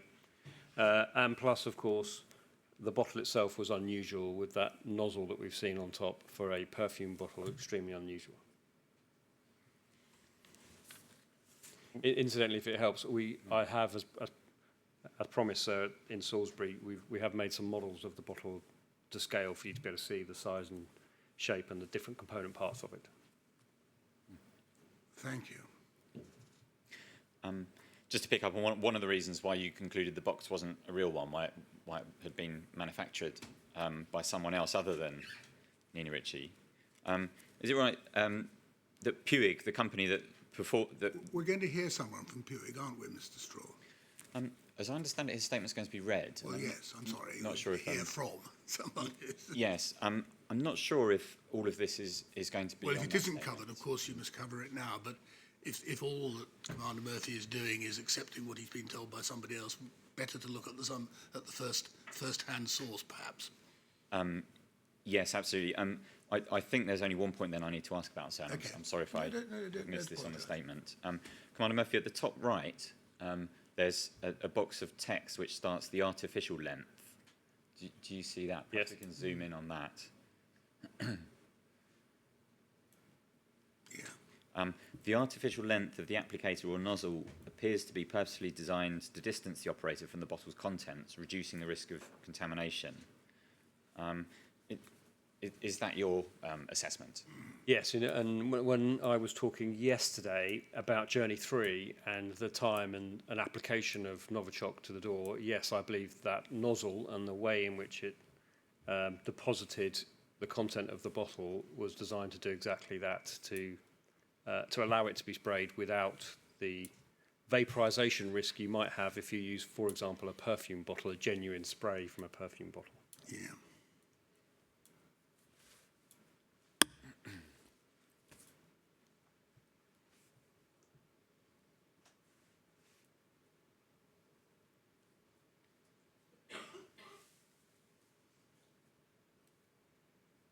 Thank you. The next issue I'd like to touch briefly on is disposal of the Novichok, so Yes. by the men on 4th of March. There's been some mention of heat sealers. Are you able to tell us any more as to how those heat sealers function, so how you seal a plastic wrapper? Not especially, only from my own use of similar heat sealers, and obviously I don't know exactly what, if any, was being carried by the subjects at this time, but in essence they provide two bands that you place plastic bag between, you press them together, and the heat then melts the bag together in a sealer.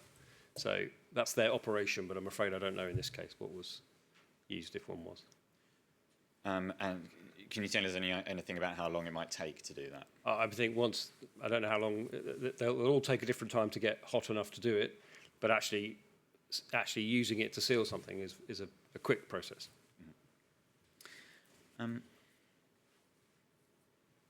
Yesterday we talked about Queen Elizabeth Gardens, and we had up on screen, we can get it up again if that would help, we had up on screen an image of the maps of Salisbury Town Centre with the CCTV on top of, I think you said, the toilet blocks by Queen Elizabeth Gardens. The little purple dot where there was a, yes. Yeah. Do you know which direction the CCTV camera was pointing? I believe actually it was pointing towards the car park on that occasion. Yes, that's what you told me either yesterday or the day before. Yes, sir, yes.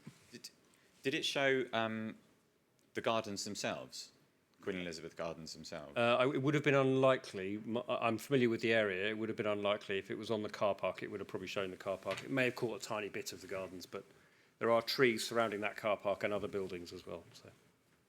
But it was on top of the toilets. It didn't show inside the toilets. No. Okay. So was there any other CCTV of the gardens? No. Certainly none that we recovered. So that would have been a location where Petrov Bosharov could have done something with the packaging unobserved by CCTV. Yes, although that would probably, Mr. Shaw, describe most of the 33 minutes that they were off camera, because there were some cameras that weren't working during that period of time as well, so we were unable actually to track them at that time. One question you were asked by Mr. O'Connor yesterday was, is there time in that 33-minute period for them to go to Queen Elizabeth Gardens, disassemble the bottle and applicator, heat seal, package it, and then get to Brown Street? And I think your answer was quite challenging but possible. Is that right? Yeah, I think that would be challenging, but it's entirely possible. But and when you say challenging, do you mean in the time available? yes, in the time available in the 33 minutes.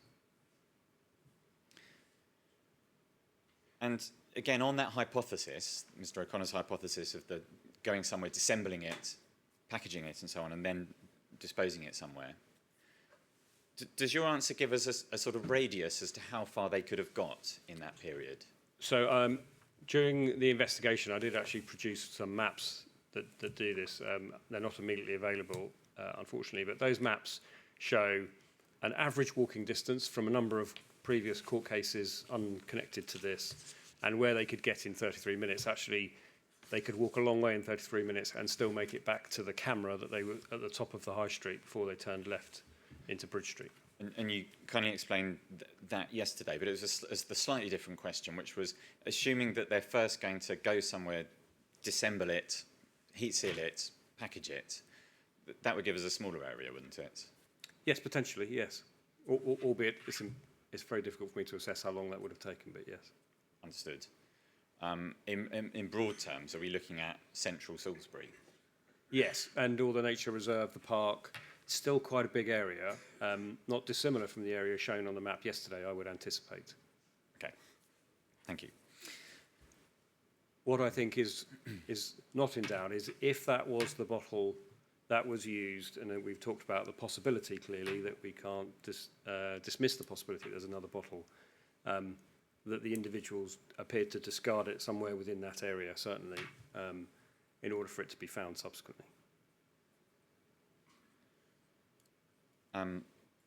Just to try and see if we can narrow it down, I think there's been some suggestion of trains and what happens to lost property on trains between London and Salisbury. So I understand, yes. I'm sure all been on that train from London to Salisbury. Is it your understanding that there's CCTV on that train? Most trains have CCTV, I believe, yes. Yesterday, we saw a photo of Petrov looking at one of the CCTV cameras, and I Yes. think you indicated your assumption was that a GRU agent would be surveillance aware. Yes. Would you expect a surveillance aware GRU agent to leave some Novichok on a CCTV covered train? Again, my assessment is they left the Novichok at some location. As I say, I don't actually know where, but my assessment of it is because of, at some point clearly it was discovered by Charlie Rowley that it's likely to have been within the town centre somewhere. Okay, thank you. I'd like to look then for the next topic in a bit more detail as to whether this was the same Novichok. And for that purpose, please, could we have a look at your witness statement? It's 6056, please.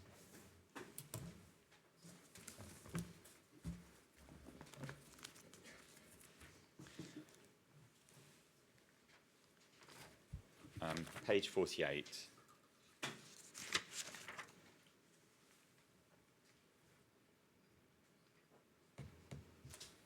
And it's the last paragraph of your witness statement, paragraph 216. Where you explain the evidential gap means you can't categorically rule out the possibility that the Novichok came from a source other than the suspects. Nevertheless, given the unique and complex nature of Novichok, the location in which the bottle was found overlapping with the movements of the suspects, proximity and time between the poisoning of the Skripals and Charlie Rowley found in the bottle, in your view, the bottle found in Amesbury is almost certainly the same as the bottle used to apply poison to the door handle of 47 Christie Miller Road. Yes. I'd like to divide this into two different questions, please. So there's one question as to whether the bottle was the same. So the Nina Ricci bottle was the same that was found by Charlie Rowley, was the same as used to spray Novichok onto the front door handle of 47 Christie Miller Road. So the question as to whether there was one bottle or two. And I'd like to leave that to one side, please, and look at the slightly different question of whether the Novichok was the same. So whether the Novichok which poisoned Dawn was left in the UK by Petrov and Bosharov. Do you understand it's a Yes. slightly different Yes. question? And before asking you directly that question, I'd like to look at factors that are relevant to it, please. You mentioned in your witness statement the word unique. Is it your understanding that this, we heard from NK26, but is it your understanding that this was unique in the sense that Novichok has never been brought to the UK on any other occasion, whether before or after? Certainly not to my knowledge. Not as far as anybody knows. Yes. Yeah. Yes. A similar point, would you agree it's also a very significant factor, MK26's evidence, that the Novichok which was in the bottle was identical to the Novichok on the front door handle? Yeah. It is significant. Agreed. Yes. And it was not only identical, but it was from the same batch produced at the same time. Yes, I don't recall MK26's exact wording in that respect, but yes, that is significant. You're right. And you mentioned complex in your witness statement. Just like to break that down a little bit. Would you agree? Are you referring here to the fact that the evidence we've heard, particularly from MK26, that it's incredibly, very difficult and dangerous to produce, handle, and transport this material? Excuse me. Sorry. Go ahead. That it's, in terms of complexity, were you referring to that it's very difficult and dangerous to transport, produce, and handle this material? Yes, in essence, MK26's evidence described that effectively, I think, and I would agree with them entirely. I mean, they are the expert in this field. So, is it also relevant in terms of complexity that there are stringent chemical weapons conventions controls on transport of it? Yes, and certainly having made it or intending to do so, there are laws and controls that provide restriction to that, yes. We're also going to hear from Mr. Allen, and are you aware that in his witness statement he refers to the diplomatic consequences of bringing Novichok to the UK? Again, another element of what might be termed complexity of this sort of operation. Yes, I agree. I should say as well, in complex terms, the use of Novichok in this sense, with such indiscriminate results for the people of Salisbury, for the victims in this case, part of my reference to complex here is, in essence, it's been a very challenging investigation to lead, and of a scale and complexity that I'm not sure we've seen before, even considering my experience and others as well of the Litvinenko investigation. So, when I'm talking about complex use of Novichok in this case, I am talking about it in the most broadest sense. Yeah, I'm focusing on the complexity as relevant to the question of whether this was the same Novichok. You mentioned proximity in time and space, so this was found in Salisbury 3 months later. Yes. A question, a relevant factor that doesn't appear in paragraph 216. Is there any evidence of any nature that the Novichok was brought to the UK on a different occasion by different people for a different purpose? I have found no evidence to suggest that's the case, but that's not to say it wasn't. But you haven't seen a scrap of evidence to suggest that was the case? Not at all. So going back to the question then, of course, one may not ever be able to rule out possibilities, but would you agree that there's no real doubts, there's no realistic alternative explanation of all these facts, other than that the Novichok, which poisoned Dawn, was left in the UK by Petrov and Bosharov? That is certainly my belief from an investigative perspective. Yes, I believe that's the case, and it was Novichok discarded by Petrov and Bosharov following the attack on the door of Christie Miller Road. Thank you.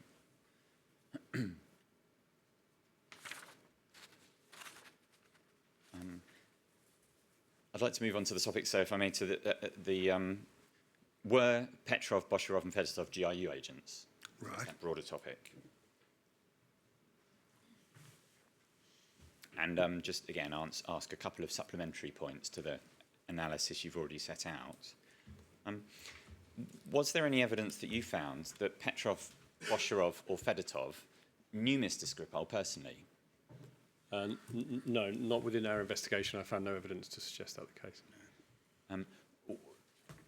It must follow then, or that they had any personal animus against him? Not something I'm aware of, and it's not featured in our investigation. You read out paragraph 182 of the police report, which refers to Bellingcat reporting. Yes. And it footnotes certain specified articles. And then paragraph 182 said, counter-terrorism police assess that this reporting, so the Bellingcat reporting, Yes. is consistent with its own investigation and reliable. Yes. Three specific aspects of that reporting I'd like to ask you about, please. And in the first instance, I'm going to try and do this without the documents, but if you can't recollect it, please do say, and we can go to the documents. So one of the footnoted documents by Bellingcat is INQ 005511. And do you recall that Bellingcat obtained residential telephone databases from 2003, which indicated that Chapiga's contact details were for GRU unit 20662? I don't recall that specifically, no. Okay. Can we have it up on screen, please, just for clarity? INQ 005511.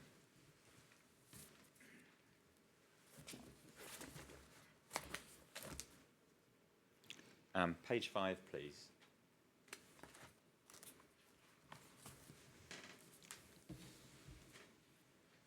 2 paragraphs up from the bottom there, it talks about the research team scoured leaked Russian databases for references to Anatoly Chapiga, and it then refers to a number of leaked residential and or telephone databases. Yes. Do you see that? I do. And over the page, please. At the top, in the 2003 database, a certain Anatoly Chapiga was listed with a phone number and an address only described as what we can see there. Yes. The Russian abbreviation for military unit 20662. And over the page, please, page 7, at the bottom of the page.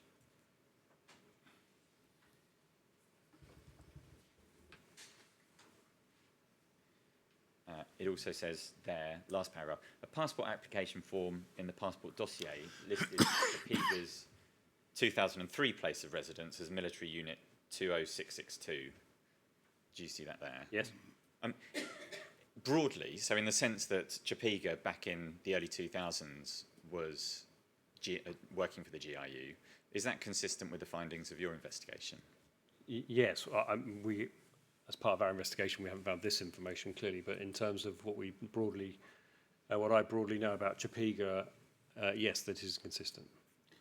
Can I just be sure I've got the note right, Mrs. Straw? The second one is still in front of me. I've got that all right. And that's a passport application in which his place of residence was given as a military unit. Yes. Right. And the earlier one was... So in the 2003 database, it's page 6. Yeah, it was a telephone database of some kind, wasn't it? So page 5 referred to leaked residential and or telephone databases. Leaked residential phone databases. Yes, I see. And I think when one comes to 6, it's not clear which, but it says in the 2003 database. Chapiga, again, listed with a phone number and address for the same GRU military unit. 20662. Yeah. And is that the same one as was on the passport application? Thank you very much.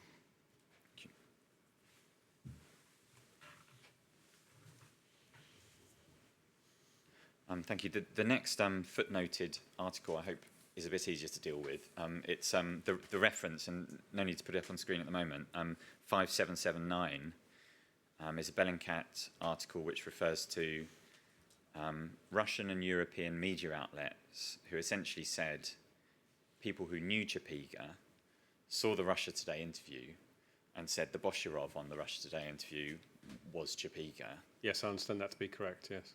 And yeah, so again, broadly, did your investigation find that people who were familiar with him said Boshirov was Chapiga? From that reporting, yes. I should say not independently because we haven't reached out to individuals in Russia, but I think it's really important to say that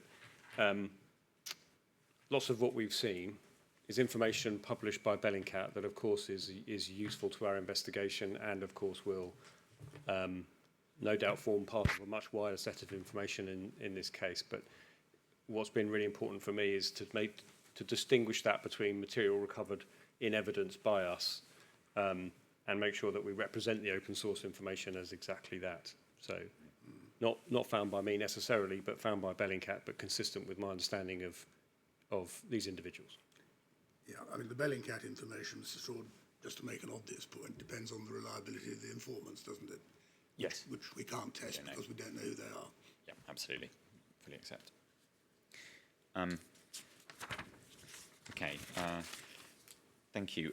One slightly different source. You mentioned a little earlier to Mr. O'Connor about a specialist in image comparison that Bellingcat employed, someone called Professor Ugail. Yes. Do you recall that the Czech Republic National Organised Crime Agency also employed specialists in portrait identification? I don't recall that. No. Could we quickly have that up on screen, please? It's 5881.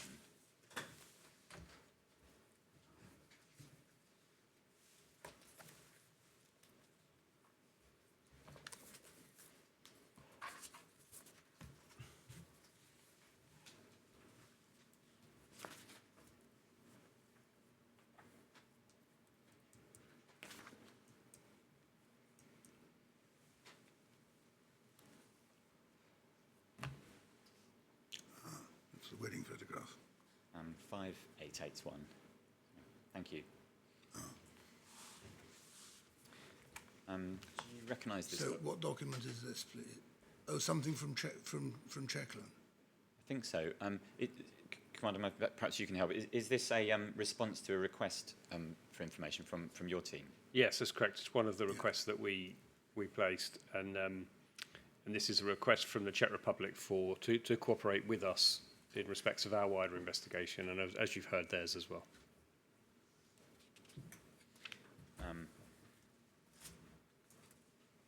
And do we see there that the criminal proceedings in Czechoslovakia, in the Czech Republic, were those relating to the explosions in the munition warehouses in the Vrebetic? Yes, Something like that, in 2014. correct.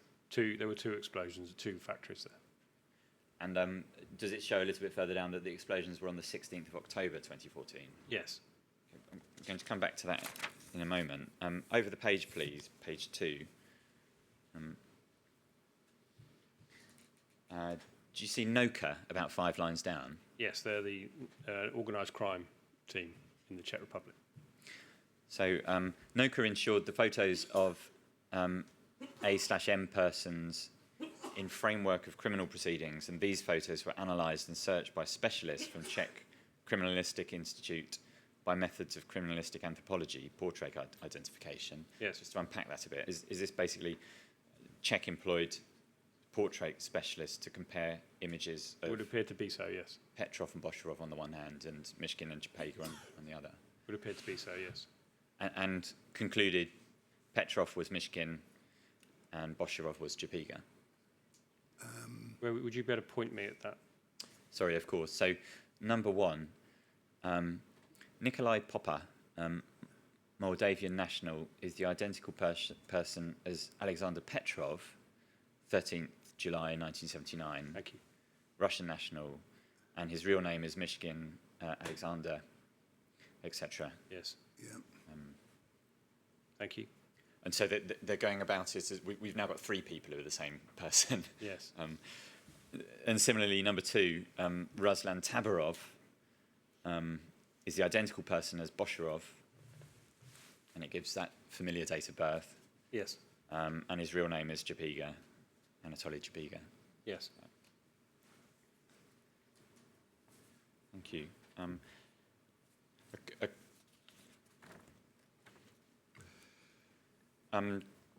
Just to give a bit more context to the Czech explosions in 2014.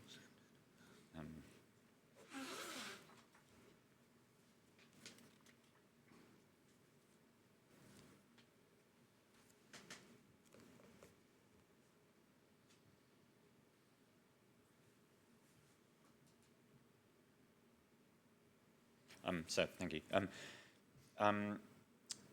So when I made submissions about this back in, I think it was June or July this year, I referred to a document by NATO. We can, perhaps it's best to have it back up. It's. If you want me to look at a separate, but here's a report which has been made through the British police. Yes. And I can look at that. If there's something that you want me to look at which was sent to NATO, of course I'll look at that as well. Thank you. What you need to remember, Mr. Saw, is that it's one thing to take account of the fact that the allegation's been made. It's another to investigate the evidence on which it is based, which is something that I shan't be able to do. Yes. I think the way that we put it previously was because this was a finding by the Czech authorities that these 2 men were responsible, then it may be something that you would feel able to have regard to. Well, by all means, let's see what they say, and in due course I'll think about that. Thank you, sir. It may help to give a little bit more detail then. Just could you go back to that page that we were just on, please? 5881. A little bit further down the page.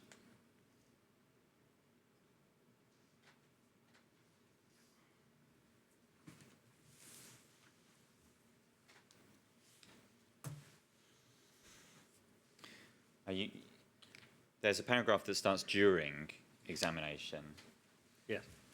You referred earlier to Mr. O'Connor to evidence that Katerva had obtained to show travel by Petrov. Let me just double check.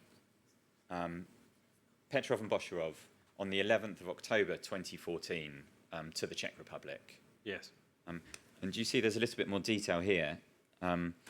So 3 lines down, they, as in Petrov and Bosharov, both accommodated in Prague, and then on the 13th of November, they went to Ostrava City, and they stayed there until the 16th of October. Yes. Well, arrived together in Prague and left for Ostrava is the Czech conclusion, is that right? Yes, as I understand it, and stayed there till the 16th of October, which so it was the date of the explosions. So Strava was close to the location of the explosions. Thank you. So 13th of November, they say anyway, to Ostrava, which is somewhere near where the factories were. Correct, sir. Factory. Certainly within that distance, sir. And the explosions were on the 16th 16th, sir, yes. of November. October. Sir. Well, I think that's a typo, so I should say 13th, 10, 2014. thank you very much.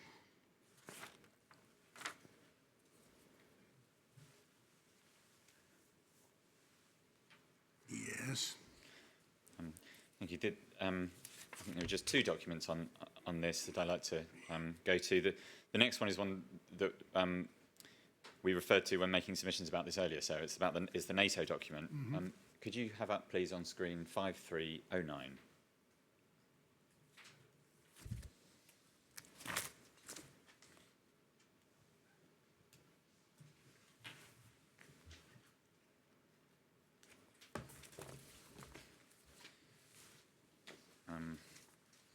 And so, as I say, this is a document by NATO in April 2021. And at the bottom of the page, paragraphs 1 and 2, it notes, the Czech Minister of Foreign Affairs briefed NATO on activities by Russian operatives inside the Czech Republic, which resulted in the explosions in 2014 of ammunition storage depots in Vrebetic. The explosion caused the deaths of 2 people. The minister confirmed that Czech authorities have identified 2 Russian intelligence operatives as having been responsible for the explosion, the same 2 Russian intelligence operatives who remain wanted by the UK in respect of the Salisbury Novichok attack. So there, that clearly refers to Petrov and Bosharov. If you take it with the other document, it seems likely that's what they mean, yes. I don't know whether you've seen this at all. Have you? I hadn't seen the NATO statement, sir, but I have seen the other document. And Exactly. I did attend a number of meetings with the Czech Republic authorities. Yeah. So that's what the Czechs were at least asserting. Yeah. In rather the same way as Sir Mark Sedwill made an insertion to the Secretary General of NATO. Yeah, precisely. There's one final document, sir, which contains a photo which may be of broader significance. Could we go please to another Bellingcat article, which is 5791?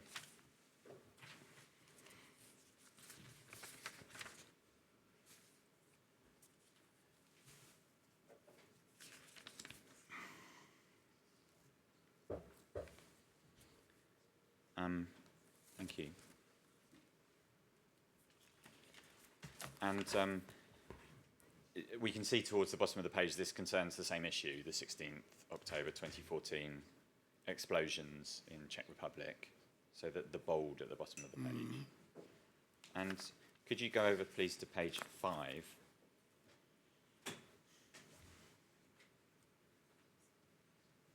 In the last paragraph, it said there, 1 line down, as disclosed by Czech police and media, Chapiga and Mishkin, posing as would-be arms purchasers from the People's Guard of Tajikistan, requested access to the restricted site of the depot for the period of 13th to 17th of October 2014.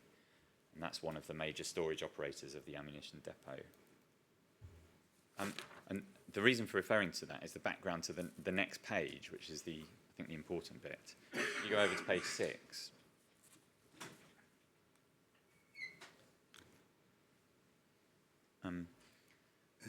So this appears to be, on the left, a passport from the Republic of Tajikistan Yes.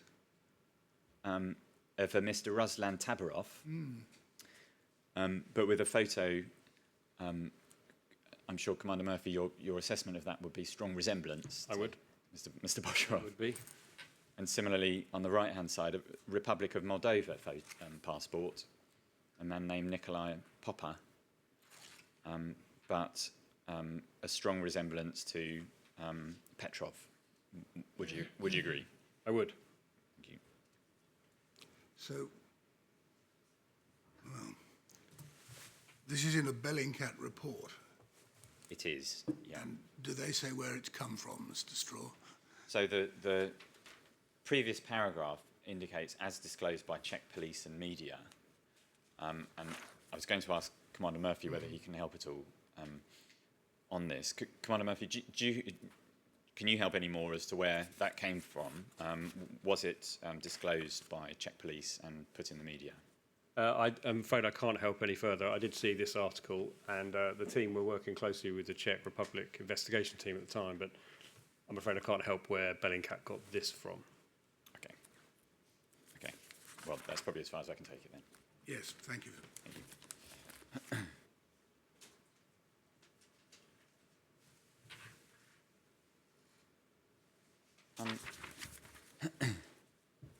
The last question I'd like to, or the last area of questions I'd like to ask you about is a final point about Bellingcat.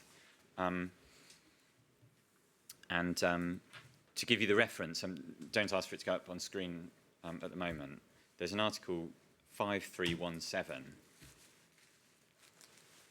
an article by Bellingcat. And Commander Murphy, are you aware that Bellingcat produced an article which said that there was extensive communication in the months running up to the Salisbury incident between, on the one hand, Petrov, Fedotov and other GRU Unit 29155 operatives? Yes. Put it like that. And on the other hand, members of the Russian Ministry of Defense's Institute for Experimental Medicine, a man named Sergei Chepur, and another specialist at an institute named Scientific Centre Signal. Yes, I believe that was in St. Petersburg. Yes, I'm familiar with the article. Okay.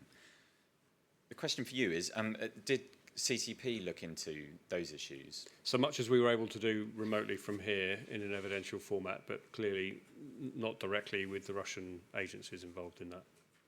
No. The first institute I mentioned is the Institute for Experimental Medicine. It's also called GNIIVM.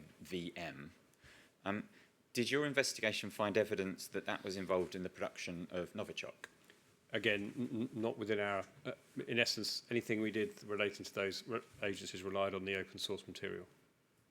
From Bellingcat? Yes, and all others. Okay.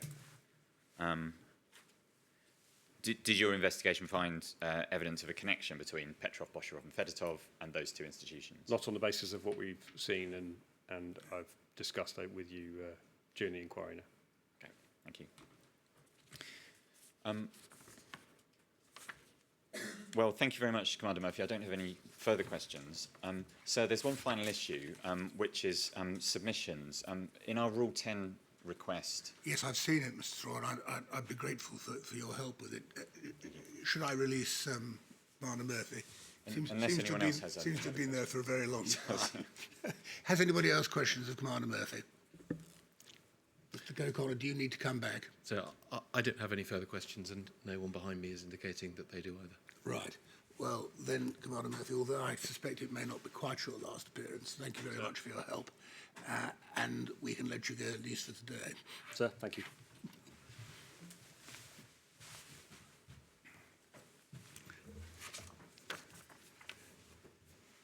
Yes, Mr. Straw. Thank you very much, sir. So what has been termed the Section 4 issues, I think, in our Group 10 request is essentially a few other aspects of the written evidence indicating a motive or intent by the Russian state. And the reason for referring to this is really as an outline of the questions that we would invite you to explore in closed. Right. And if now would be a good time, hopefully we'll be able to make these submissions pretty shortly. Yes, I mean, it's apparent that there will have to be investigations enclosed. You won't be able to be there if there are specific questions which you particularly want me to put on the agenda, as it were. Now's a good time to tell me. Thank you very much. And I hope it helps to... One reason for going to the underlying evidence, sir, is that these appear to us to be important bits of the underlying evidence, but another is to illustrate the questions we hope to be explored in close, All right. if I may. Thank you. So the first area is about Mr. Skripal's GRU career. And if I can just briefly touch on that. Could we have on screen, please, 5757? This is really as context. Well, this is what he said himself about it, is it? Yes, this is his interview. Well, I shall be looking at at every word of those. Okay, in which case I'll just very briefly summarise. So it's his interview on 28th of May 2018. And to summarise, he indicates that he finished military school in 1972. He became a military lieutenant. He was selected by the GRU subsequently. He rose up the ranks, indicated he became a major in 1981. And then by 1996, he said that he was Lieutenant General position in Central Office and the Directorate Commander in the Security Directorate. And that then in his last year, he was sent to the Foreign Ministry, and he was the Foreign Ministry GRU Group Commander, a big group with 40 officers or thereabouts, and then retired in September 1999. Yes, thank you. Thank you. So Mr. O'Connor on the 14th of October referred to Mr. Skripal's opinion himself that Putin was responsible. Yes. And he referred to the first reason, or one reason, that Mr. Skripal had said, which was that the Russian state believed that he, Mr. Skripal, was still actively working for the West.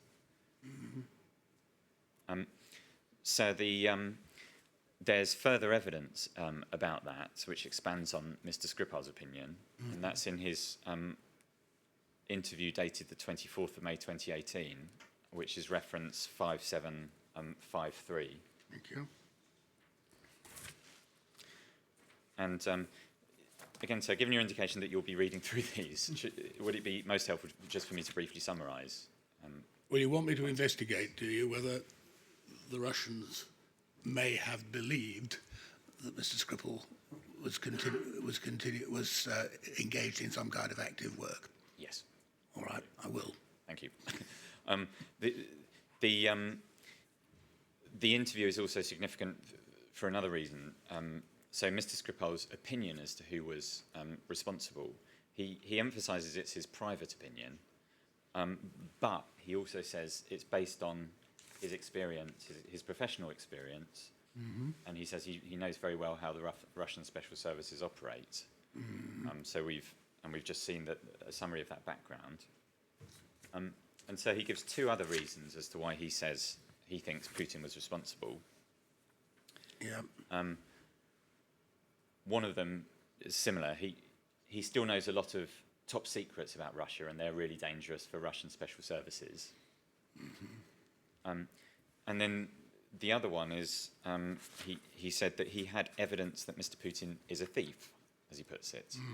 So the evidence more specifically appears to be that Mr. Skripal has evidence, he says, that when Mr. Putin was working in St. Petersburg, some aluminium and rare metals were allocated to him to sell, to make money for the Russian people, to give them food. Well, it's an allegation of embezzlement, effectively, isn't it? Precisely. Embezzlement of, he said, $100 million, he says. It's Yes. entirely clear what he means. And so that's the sort of third reason. Yes. So this is sort of broadly under the heading that enclosed, we would invite you to investigate any evidence of a reason that the Russian state had a motive Yes, to I attack follow Mr. that. Skripal. I think. And this is one area that may be a motive. And another issue that we'd invite you to investigate is whether there's any particular comments by Putin or other members of the Russian state that indicate that they had an intent to kill Mr. Skripal. Could I refer you, sir, please, to a document? I'm not sure we've seen it yet. It's 4797. Can we have that up on screen, please?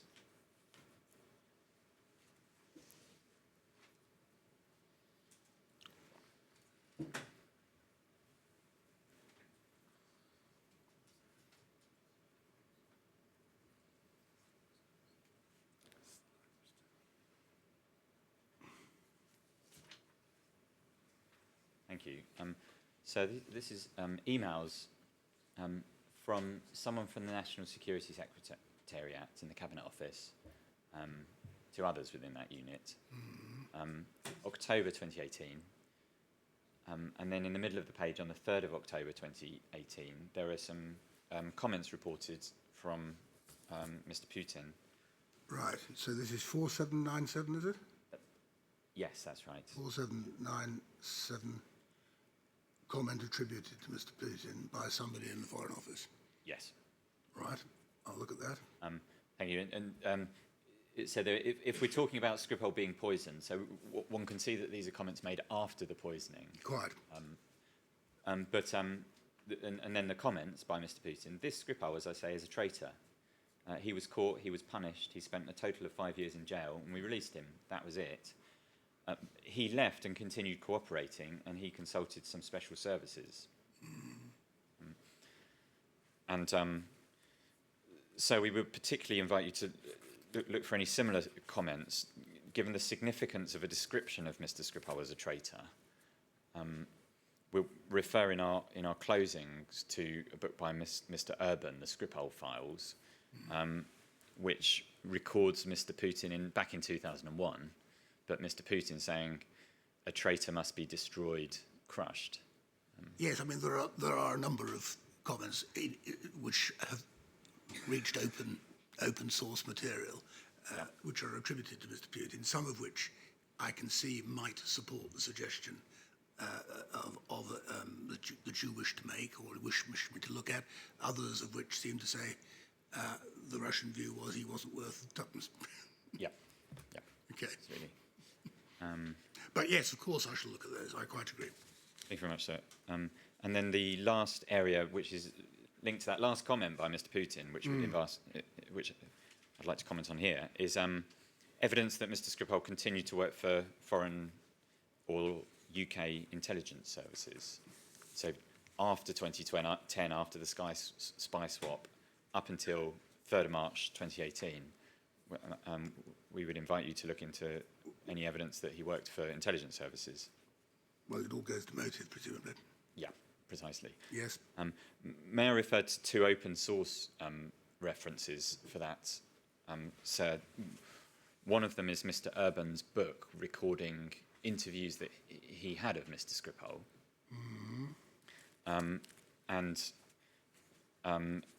In which Mr. Urban said he understands Mr. Skripal continued to work for various intelligence services. Well, he may or may not. Yeah. Just the reference, sir. Yes, I got don't it. think we need to go to the pages, but it's 4424. Thank you. That's his book. And pages 109 and 126 to 127. 109, 126 to 7. Thank Yeah. you. And the final reference, same effect, is an article from the Telegraph dated Yes. 14th May 2018. Actually contains quite a lot of detail. It's obviously unattributed. But to the same effect. So Mr. Skripal continued to work for the intelligence services in quite a significant way. Right. And the reference for that is 5410. Thank you very much, Mr. Straw. It's very helpful to know. Unless there's anything else. No, those will be on the agenda. All right. Now, Mr. O'Connor, does that bring us to the end of today, by any chance? It does so, yes. Right. And tomorrow morning we convene under what? We will convene under level 2. Level 2 again, please, tomorrow morning, 10 o'clock. Yes, sir. Thank you all very much. 10 o'clock tomorrow.